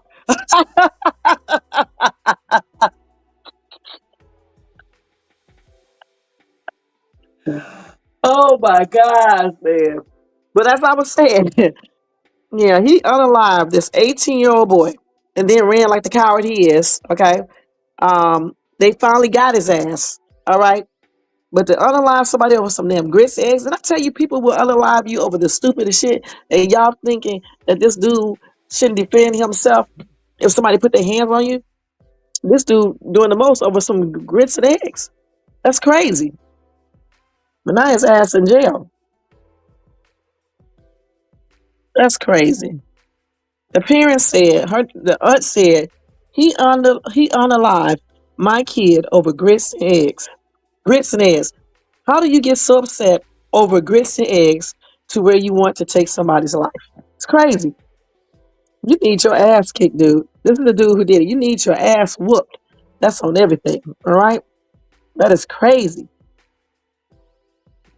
Man. And then he gonna run.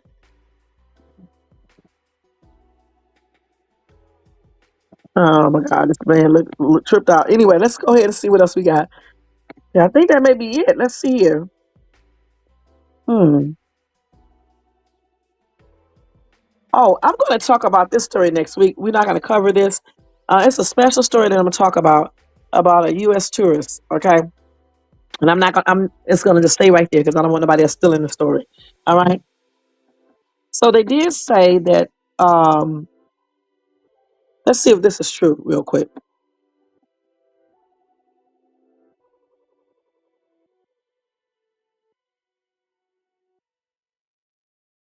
Okay, we will cover that next week too. Okay, we won't cover that right now. There's one more crazy story I want to tell you guys. Oh, and also, y'all, Sean Combs demands that Warner Bros. Turn over raw footage from the Fall of Diddy docuseries. Okay, remember I told y'all about that before. So his team is still trying to get that done. All right, because he said that paints the image to people, and then that image may be it may be it may affect his trial negatively. Okay, so yeah, and we're just gonna leave that at there because I don't want to go into no long debate about this or anything. Okay.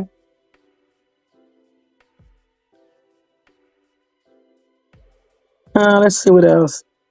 And also, dude tried to abduct a girl at the Coachella concert. And that's why when y'all let y'all kids go to these concerts and stuff, whether they are underage or overage, you need to let them know to be safe, okay, and to watch their surroundings and use common sense, okay. So I'm gonna leave that right here. They did catch him. He's going up. The jury is being chosen, and he probably will be found guilty and stuff. This dude is only 21 years old, and he actually did abduct this girl, and he actually assaulted her.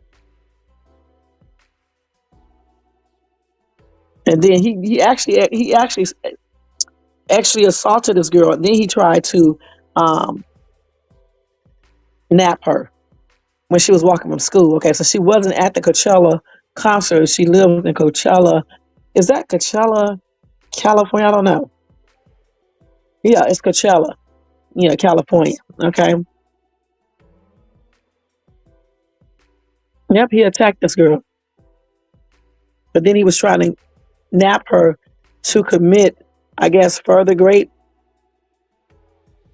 And then he also got charged with felony extra battery. Okay, 21 years old. All right. So that's a thug. That's a criminal. Just so y'all can know. All right. The difference. Okay. Let's see here. There's a lot of news, you guys. It's a lot of news. A lot of stuff. Damn, these tourists right here was in line to go on that same helicopter. I know they glad they did not get on it. All right. So I'm glad they didn't get on it either. Okay. But they are or were next in line. I'm pretty sure they canceled, their next reservations. I surely wouldn't be getting on that shit at all. All right. So let's see. I think that's it with the fuckery news, y'all. I'm just going through it to make sure if I told y'all everything. Okay. Hold on. Let me check to see. We're going to do a live on that one right there, though. In on this. This can be off of here. Okay, let's see.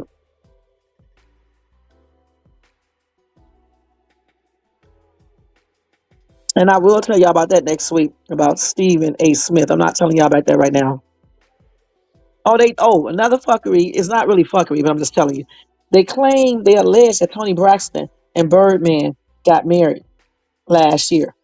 And then they almost called it quit. Okay, they almost called it quits. I don't know. This is from the shade room, so it is what it is. I'm just gonna tell y'all that I'm not gonna go into it or anything. All right. So I think that's it, you guys. I think that's it for this long ass live. I'm gonna let y'all know though the Hudson virus did unalive 3 more people here in Cali, and not where I live at, but it was a different part of Cali. So those deer mice are the ones that transmit the hantavirus. So I don't know if other mice do. We went over it once before, but I know the deer mice definitely does. So y'all make sure y'all exterminate y'all house. Get a exterminator over to check to see if y'all got mice in y'all yards, garages, basements, whatever house, and do the proper things to do that you need to do, and mop your damn house with some bleach water because you can inhale the virus and stuff. And if you sweep it and you say you got mice droppings there or whatever the case is, you can inhale that stuff. They can get in your food. Just make sure you keep your house, checked and stuff to make sure you don't have any type of mice running around and stuff. But that was in a different part of Cali. I don't know what part for sure. I forgot. Let me see real quick. And I don't know how far it is from me. It's a long way from me. I'm pretty sure of that. Let me see real quick.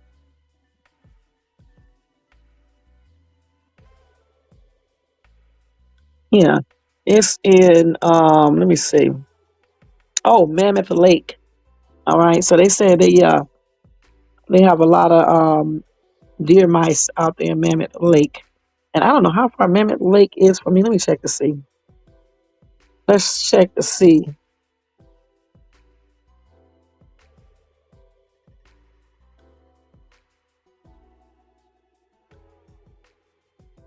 Let's see how far that is. These damn people, man, cannot tell you simple answers for shit in the world. Let me go ahead and go back. This damn fucking phone. Let me go to Google.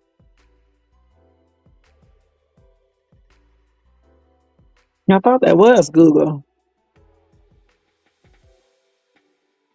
Let's see how far it is, y'all.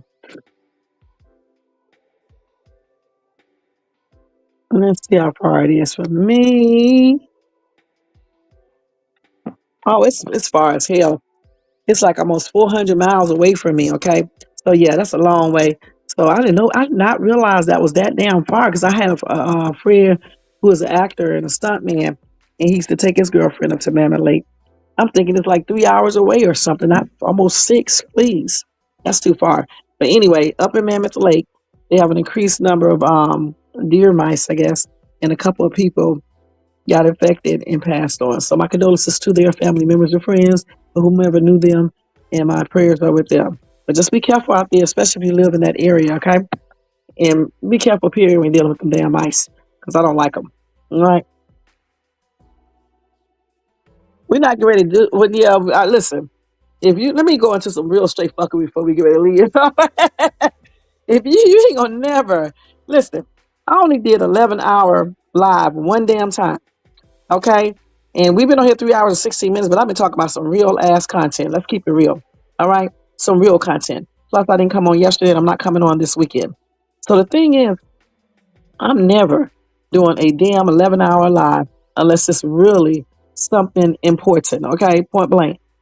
Because what can you be doing in 11 hours? You can't tell me if you are doing 11, 8, 7, 6, 5, 4 hour lives every single damn day. You actually have a man or a woman or a life. Because how are you sitting online all that damn time? I've been on here 3 hours and 18 minutes and I have already missed it out. I mean, not missed it, but missed out on doing some things in here. But I was talking about some important topics here. So that's the reason why I sat here and did it. Okay. But just to be sitting here talking about foolishness or some shit that's 50,000 years old that you can't do a damn thing about, to me, it's a waste of time. All right, period. When there's so much happening, you got kids getting napped, you got people getting unalive, people shooting, people stabbing, people, kids stabbing each other. You got all this stuff that you should be talking about to deter other people from making the same mistakes or doing the same thing. Okay, so I'm not going to sit here for 11 hours and talk about the same stuff over and over and over again every single day. I mean, damn, what can you say more? What can you add different? You done show every damn thing about it. You done talked about it in detail. What more can you add? You saying the same shit. You using regurgitated information over and over and over again.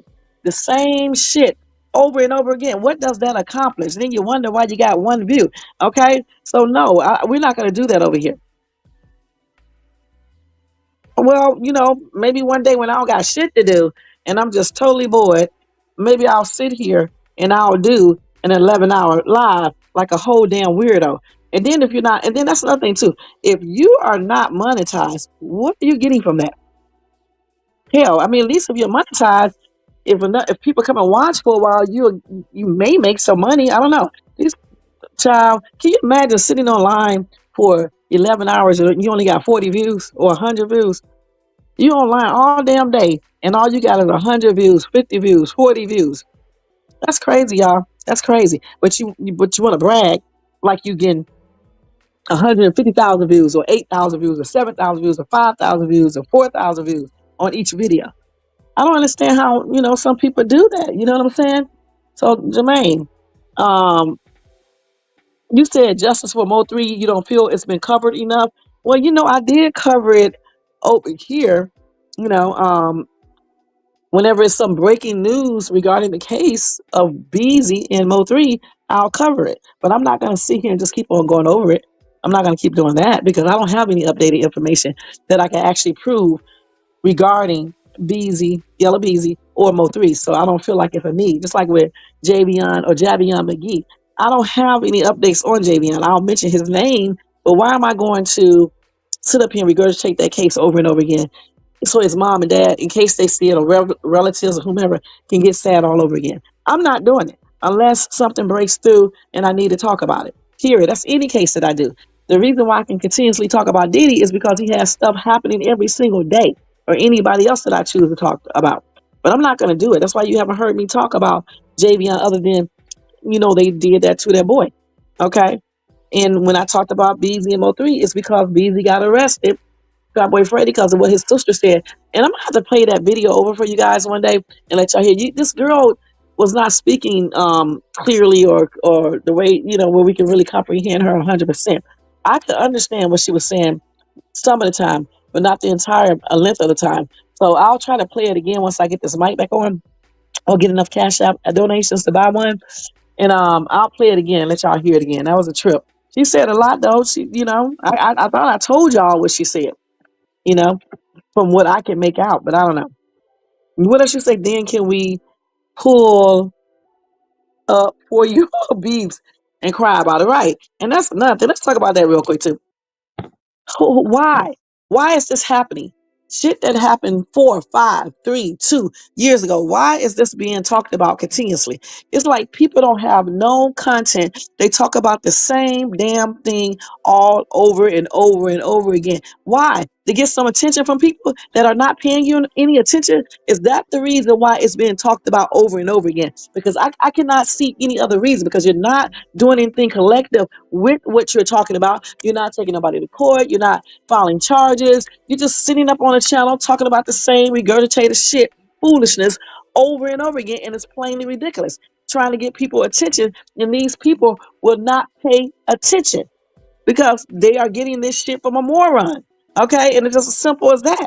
I mean, you want somebody's attention, you don't get it by lying on them or bringing them shit that doesn't even make any sense. Okay, that's not the proper way to get someone's attention. And if you don't want their attention, then stop messing with the people.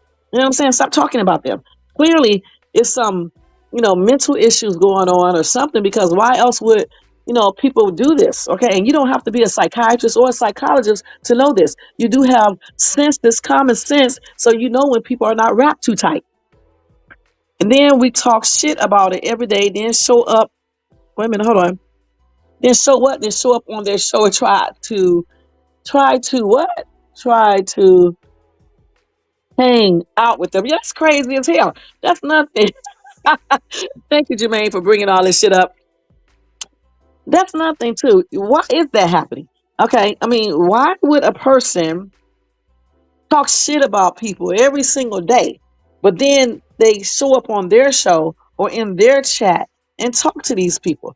if something, if you guys don't see something is wrong with a person like this, then something is wrong with you, clearly. Okay, because why would you even want to support any content creator that does this? This is weird. If they talk about others like this, but pretend to be their friends or lovers or whatever, then you can best believe they are going to do the same thing to you. All right. So for me, it's weird as hell. And then again, it shows that some mental imbalance is there because why would you do that? You hate this person so much, but you show up in a chat. You use different names, trying to pretend like you other people, like people don't know, sitting there acting like you somebody else. We know good and damn well who you are. You know, you're listening in the bushes. You're all up in the chat, the live, and the next thing I know, you over there on your channel doing a whole fucking live, incorporating their whole show on your show, or you're talking about them, or bringing up old shit that you have already discussed with the people, and y'all all apologize or said it was stupid, but yet you still regurgitate this information to create confusion. That's weird, and something is wrong with people who do this shit, and you cannot convince me otherwise. You are not wrapped too tight. You can't be. You're fucking mental. Let's keep it real. Who does this? And you clearly can't have a life. You clearly can't, because who spends all day on YouTube? You do this occasionally like I do. Or if you're monetized and you up here all damn day, we can see why. But if you're not monetized, when you're not making anything, and you're only getting 5, 50, 60 views or 100 views or 200, and you've been on here all damn day and night, something ain't working out. Okay? Something ain't working out for you. What else, Jermaine? Before we get ready to go. Something is not working out for your pitiful ass.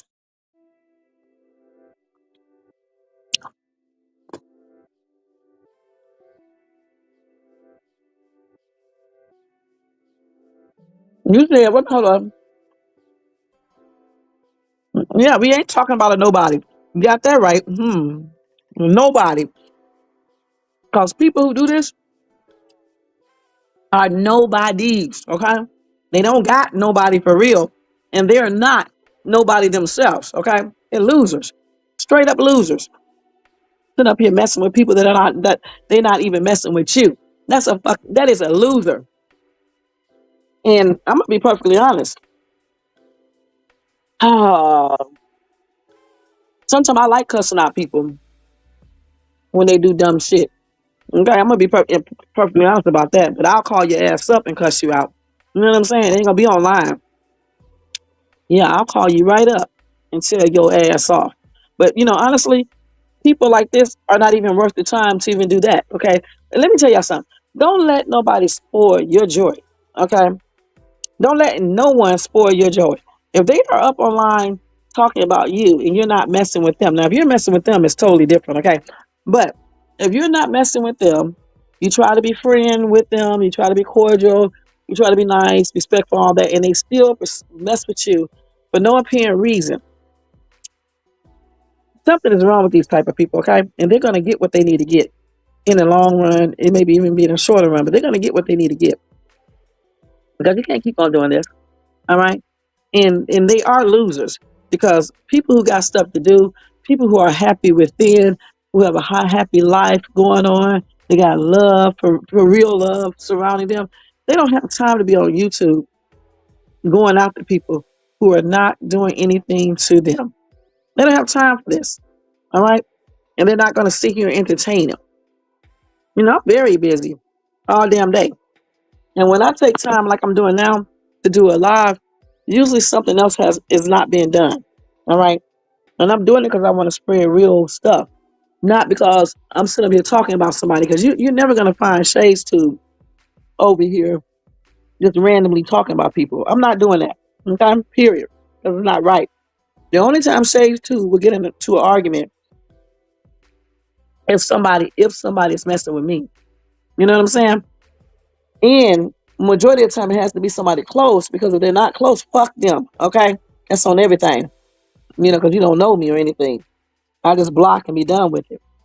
But if I'm like somebody that I talk to all the time or used to talk to, and you want to get up here and say stuff about me, sometimes I will confront that person. But I won't be confronting nobody else online ever again. Because honestly, it's not even worth it. All right? At all. You don't want to mess up your YouTube channel And sometimes people want you to do that because they shit is a loser channel, you know, and you just don't want to do all that stuff. And Jermaine, something's wrong with you. You said you've been feeling emotional and paranoid. Yeah, and you know what? Honestly, some people who think people are always trying to get them, someone that thinks that someone is always after them, someone is always plotting against them, someone is always following them, or someone always wants to do something to them. Usually they are paranoid. Forget the emotional thing. They are paranoid. Something is wrong with them. How the hell can you tell me that someone who thinks someone is always trying to do something to them, someone is always following them, someone is always trying to do something to them, every person that talks to them is out to get them. You know something is wrong with that person mentally. And you don't have to be a psychiatrist or psychologist or a doctor to know this. This is common sense. We are giving common sense. And anybody knows if a person acts like that, you need to run because something is wrong. These are the type of fucking weirdos that would get with you, right? Date you or whatever, whether it's a man or woman. And hell, you'd be laying in bed with them and they'll try to unalive you because they thought you was talking to somebody on TV or you was at Americans Got Talent and you was dancing with their, and they want the person you was dancing with wants you and the person is a celeb. These are these type of people. These are the type of people that do this, okay? So you what?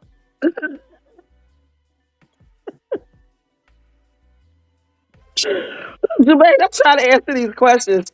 The most boy, I cannot act out nothing for nothing in the world without laughing. What? So you just sit in your so you just sit in your stinking room, yeah, yelling at YouTubers all day. Hold on, I gotta get some water. Y'all are crazy as hell. Wait a minute. Wait, this is Fuccery Saturday. Wait a minute. I'm eating M&Ms and drinking water. Okay, I should be getting ready. Y'all done made me not got. I didn't even get a chance to put my flowers outside on the side of my house so I can show y'all. Wait. Woo! Okay, let's get to this because we know the Bush people are listening in. All right, listen. So I just sit in my stinking room yelling at YouTubers all day. Okay. So if you got, if you okay, if you are doing this, if you're sitting in your room, yeah, I hope it's not thinking, because that means you ain't washing your ass and you ain't cleaning up.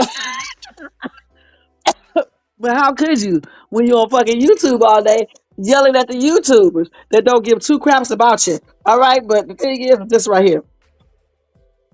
If you are sitting up on YouTube all day in your disgusting room where it stinks, smell like shit and piss, something ain't right. The same thing I always say. Something ain't right. Okay, because first of all, how can you sit in your room all day on YouTube? Hell, it is nice outside. Even if you're in a cold region, it's still nice outside.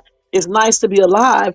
I mean, why are you just sitting in the house on YouTube all day in your room? And I'm being serious right now. Why are you sitting on YouTube all day in your bedroom or in your room, your living room, your kitchen, wherever? You're just sitting there on YouTube all day and night, all on other people's chats and their lives, listening in, recording. Then go back to your channel. Then you put it up on your channel.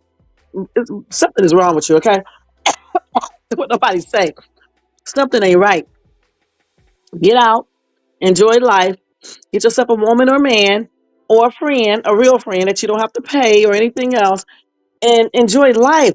Because as you see, people are passing on every day and getting sick too, because you may not even pass on, you may just get sick. And then you go think back on this, and then you be saying, excuse me, y'all, damn, I just sat up here and was on YouTube hollering at irrelevant people. People that you have never met, you probably won't ever see. You know you ain't gonna do shit to them. I mean, so what's the point? Oh, maybe for views. Maybe you're doing it for views.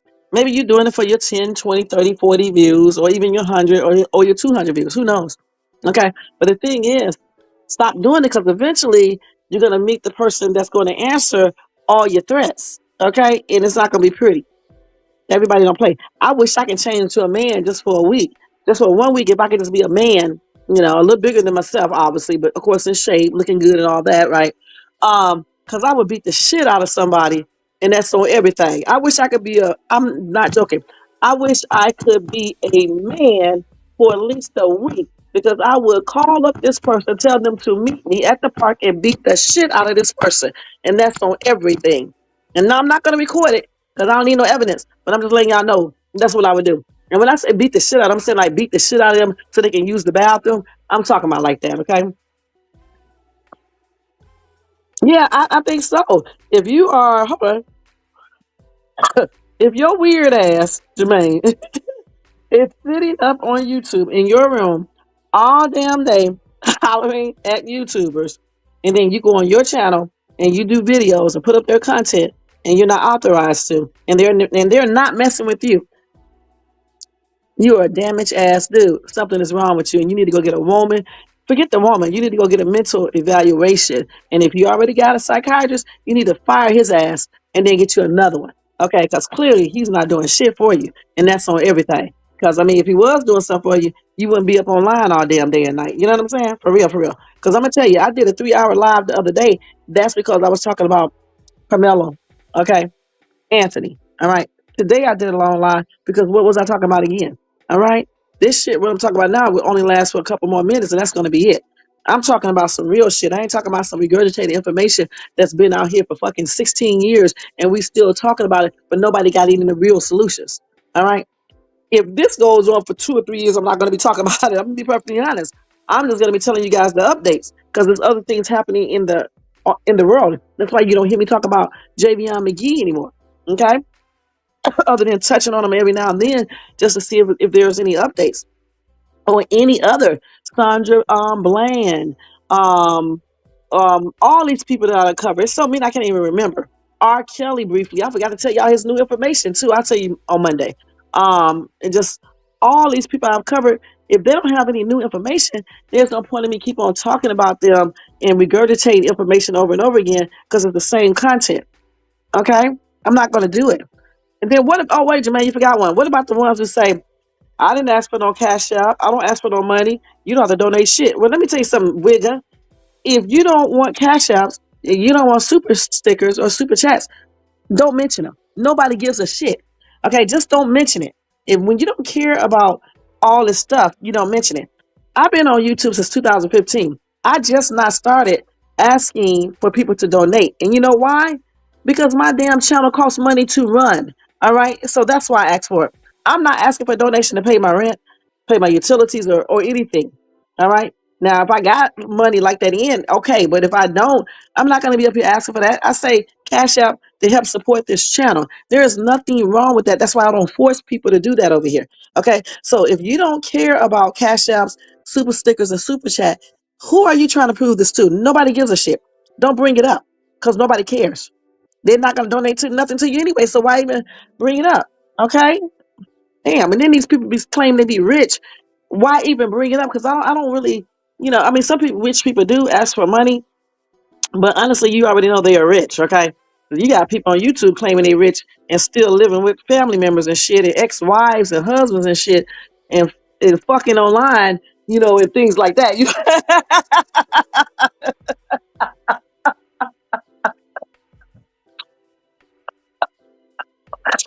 YouTube is crazy as hell, y'all. Okay, but for real, you got people up here talking about they rich as shit, y'all. For real, for real. They are so loaded, but they damn teeth is jacked up all the way around. All right, you want to, just trip it out, y'all. Jacked up teeth, fingernails ain't on point. You know what I'm saying? I'm talking about the pedicure and the manicure, hun. I ain't talking about just having polish and shit. But y'all rich, still shacking with your parents, still shacking with your ex-wives and husbands and shit. I mean, I don't see it. I just don't see it because people who got money, it shows. They don't have to tell you about it. They be about it. All right. They show you. They're not telling you. And their damn show ain't living on YouTube unless they're generating profits on YouTube. And I don't give a damn what y'all say regarding that because it's just the truth. Okay. That's crazy, man. I'm rich. I'm rich. I'm a rich, rich, rich, rich bitch. But on YouTube all damn day and night, still talking about Mode 3 all goddamn going year after year after year after year. But you rich, you loaded, you got so much damn money. Okay. Anything else, Jermaine? Anything else? You said that's good content. What's good content, Jermaine? Let me see. What did you say is good content? We gotta go back. This damn phone. Hold on. Let's take these comments down. Wait a minute, hold on. On this phone, I don't even know how to take this shit down. Let's put the Fuckery Friday back up here because I don't know how this shit be getting back up here.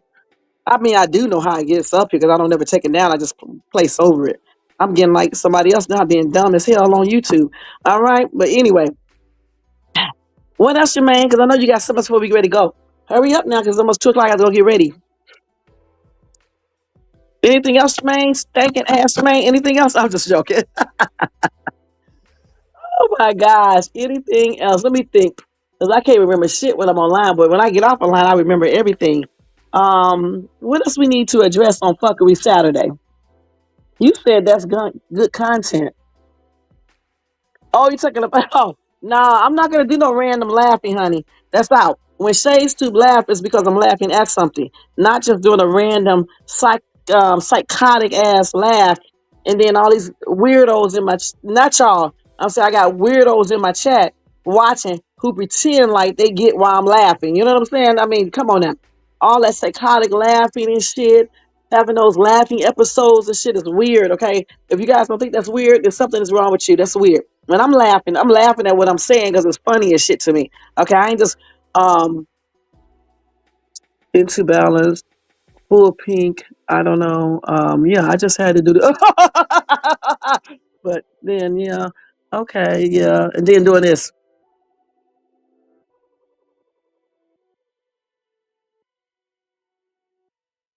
And that's weird, y'all. Okay, let me just tell you what I did. I was just reading calmly. Then all of a sudden, I just broke out with laughter. Okay. Then I talked a minute, and then I just went away and didn't tell y'all to hold on, didn't say anything. I just disappeared, and then I came back. If you don't think that's weird as shit, it's weird. It's beyond. You don't know how to do YouTube when your ass been on YouTube for 50 years. Okay, and you still doing the same thing. That is weird as shit.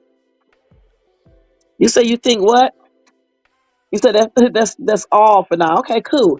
I just wanted to cover everything you had to say, Jermaine. You know, and like I said, if you are doing that, if you are doing these things on YouTube, fucking with people, they're not messing with you. All right, putting people content up, and they're not putting up yours.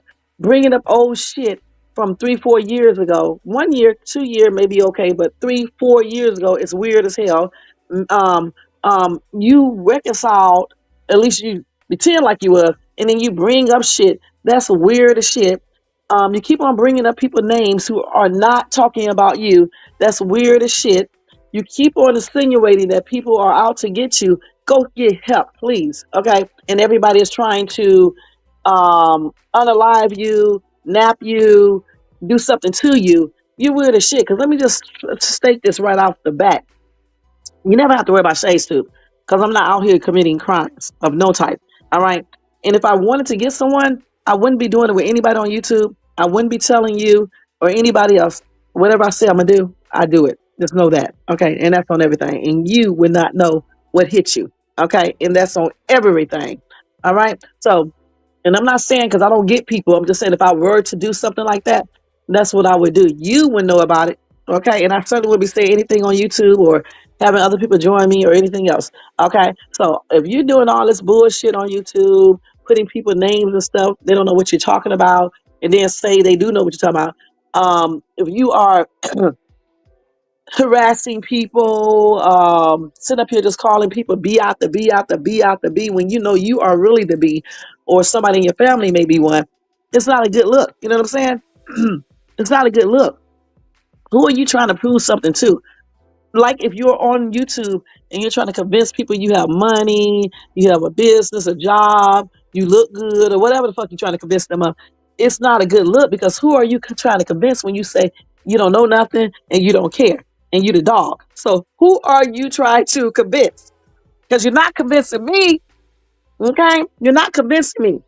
And when you go over here and you do another video and you try to retaliate or think you retaliating. I'm not watching. Okay, I am not watching your lame ass shit. That's on everything. I'm just not. If honestly, a lot of stuff that I know, if people did not tell me, guys, I would not know. All right, because I don't give a shit about what the next person does on their channel unless it's affecting me and somebody brings certain things to my attention, then I probably will care because you shouldn't be doing that, you know. But I like to do legal stuff, especially if somebody got some real money. If your ass is broke as shit, I let you go on and on and on because you ain't got shit. What am I going to be taking you to court for? What? So, a welfare check, a SSI check, disability check, a veterans disability check. What the fuck am I going to be getting? Huh? So you can keep on doing it because I don't give a shit. Okay. And if people didn't tell me anything, I certainly wouldn't give a shit. So you are the one that's just going to be looking like a weirdo because it's going to be like, it is 2025, it's going to be 2035, and this shit is going to be still a topic. And that's crazy. Everybody going to be old as hell, and people are going to be still up here talking about the same shit over and over again, singling out one person in particular, still talking about 60 goddamn days, and those 60 days was like 3, 4, 5, 20 years ago. Okay, so child, like I said before, sometimes y'all, you got to wash your hands at foolish ass people like this and just go ahead and live your life. If you are happy, continue to do stuff that makes you happy and satisfied. Because people like this person I'm talking about and other people who fit that category, they are nothing but damn losers. They don't have shit in life. They don't have shit going for themselves. They're losers all the way around. In and out of jail, in and out of trouble, lie about every damn thing, ain't real about nothing, don't got a damn thing to count on, ain't got a pot to piss in, but yet they want to talk about everybody else. And that's on everything. Don't got shit. Okay? They want to talk about your tongue, but their teeth look fucked up. You know what I'm saying? They want to talk about what you look like on a day off or whatever, but they be fucking ugly all the damn time. You know what I'm saying? They want to talk about your nails not done 1 week, but they shit is fake and it be looking fucked up and jacked up. You know what I'm saying? They want to talk about you, but you being almost 60, but they ass looking like they are 65 or 70. You know what I'm saying? You got those types, okay? They want to talk about you, but they are hot ass trifling disrespectful bag of shit. They want to call you a bitch, but they know they got some bitches in their family. You know what I'm saying? And they are a bitch. So these are the things you need to talk about. And when you come for Shay's Tube don't give a shit about some things she say. So you need to stay your ass right in your place, and you know who I'm talking to. Dog, you the dog, and that's what it's all about. Thank you, Jermaine. Y'all, have a good weekend. And don't forget to thumbs up this video, subscribe to the channel, and hit that bell notifications so you can be notified of any upcoming videos. I'm expecting to see a video. Jermaine, this is your fault. I am expected to see a video, but kiss my, you know what, dude? Because I honestly don't give a F. And I'm not talking about you, Jermaine. Okay, I know I run on some run-on sentences when I'm talking, but yeah, just do that. Okay, do what you've been wanting to do for the longest, and you ain't gonna ever be able to do it. Oh my gosh, I am so crazy. But anyway, yeah, I appreciate you guys. And another reason why I use headers is because, when I'm on Fuckery Saturdays or Fridays, when I get some fuckery off, some people don't want to hear that shit. So when y'all know the fuckery stuff will always be, the fuckery stuff will always be at the very end of my videos.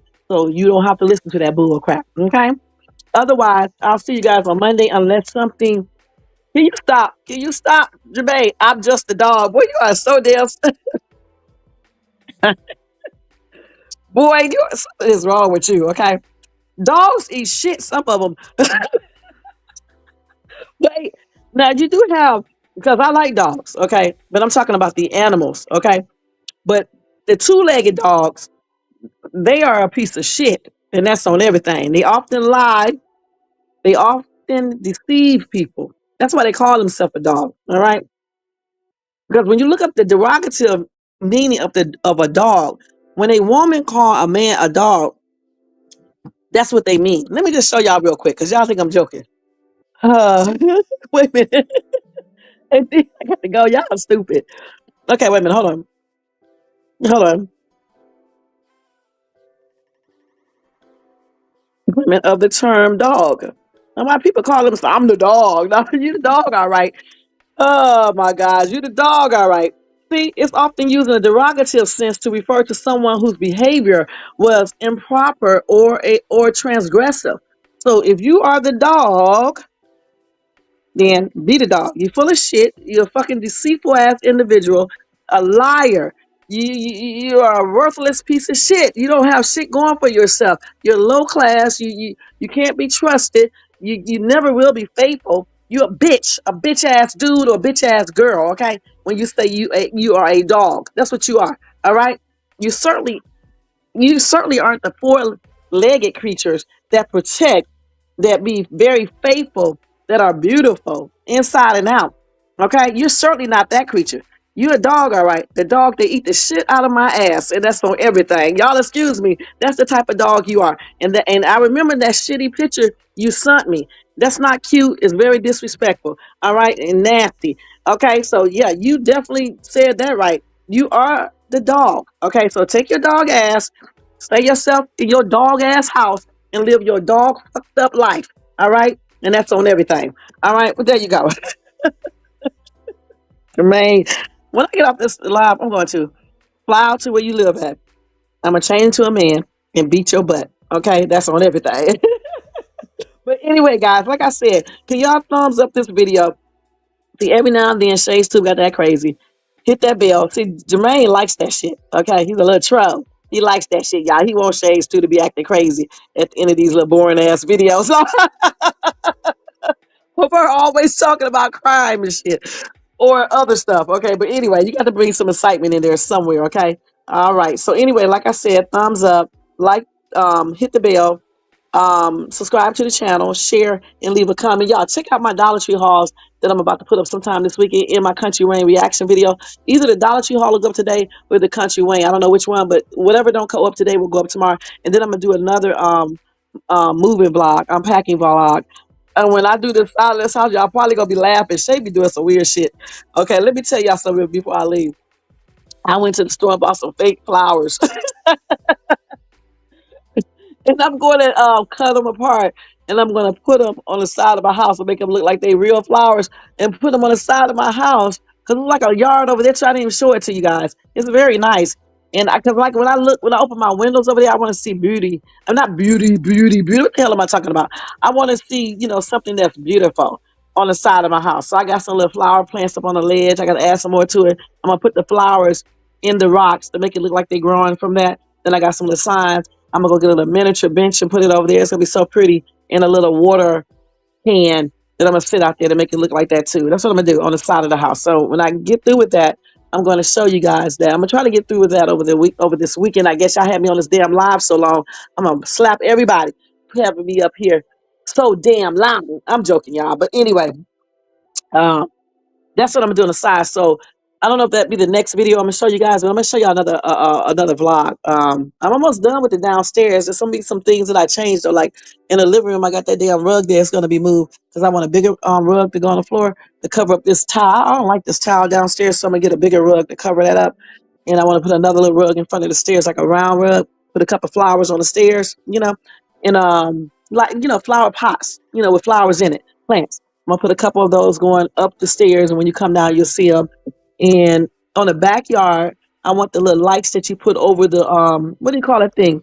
The thing that goes over your garage, like I don't know what you call it, but anyway, I'll put some lights on that and stuff. So when I get to do all that stuff, I'll let y'all see it. So I'll be looking forward to that stuff.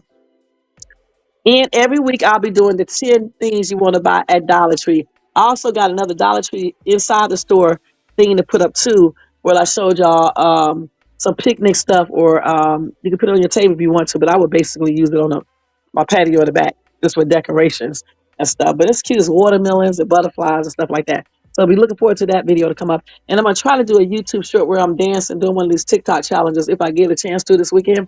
Be looking forward to that too. Otherwise, guys, y'all have a good weekend. Be blessed and have a blessed weekend. And I'll see you guys on Monday, unless something crazy happened or weird happened. And if y'all happen to go to this certain person's channel, fuck what he talking about, because he likes to bring up old shit that was already solved, stuff that he knows is not true. He's telling lies on me. The only thing truthful he say about me is that my ass is crazy at time. Not crazy like him though. And I will tell your ass off if you mess with me, yeah. And I will talk mean. Those are true. You know what I'm saying? But for all the other little shit, like I told y'all before, this person is just crazy. He wants my attention. I gave him a little bit of it today though. He want my attention or something. Cause I mean, damn, why do you keep on doing these things? So it is what it is, y'all. I don't give a shit. All right. So have a good weekend. I'm getting ready to go enjoy mine. And thank you guys so much for watching. All right. Peace out. And don't forget, y'all can do a super chat, super sticker, super, what do you call it? Super chat, super sticker, cash app, or, oh, don't forget, you can do that $4.99 membership too. Okay. And once people come for real and be a member, that's when I'll do a giveaway. All right. And I'm still gonna just put up members only content for the people who are still members, but I'm talking about real memberships, not memberships that somebody else start and nobody else keeps up. All right. So once y'all do that, then that's when that'll happen. I don't even know why YouTube got memberships, you know, all that stuff, but it is what it is. All right. So y'all take care, have a blessed weekend, and make sure you take the time out to enjoy yourself. Hey, John K, what's up? What's up? What's up? You definitely are late. I've been on here 3 or 4 hours. Okay, so it's about to be over now. I did a live enough for the entire weekend. So there you go, guys. Good night. And thank you, John K. Thank you, Jermaine. Thank you, Tony Bands. Thanks to who else came in here? Let me see. Oh, Timothy Taylor. I don't know who he is, but thanks to the people in the bushes, everybody watching us in the replay, all the haters, fuck y'all. You know what I'm talking about. See y'all. Oh my gosh. Ugh. Let's go ahead and take this all off, you guys. Hold on. Y'all know how I do this. So good night. See you in my next live. Hold on. Have a good weekend, you guys, and blessings.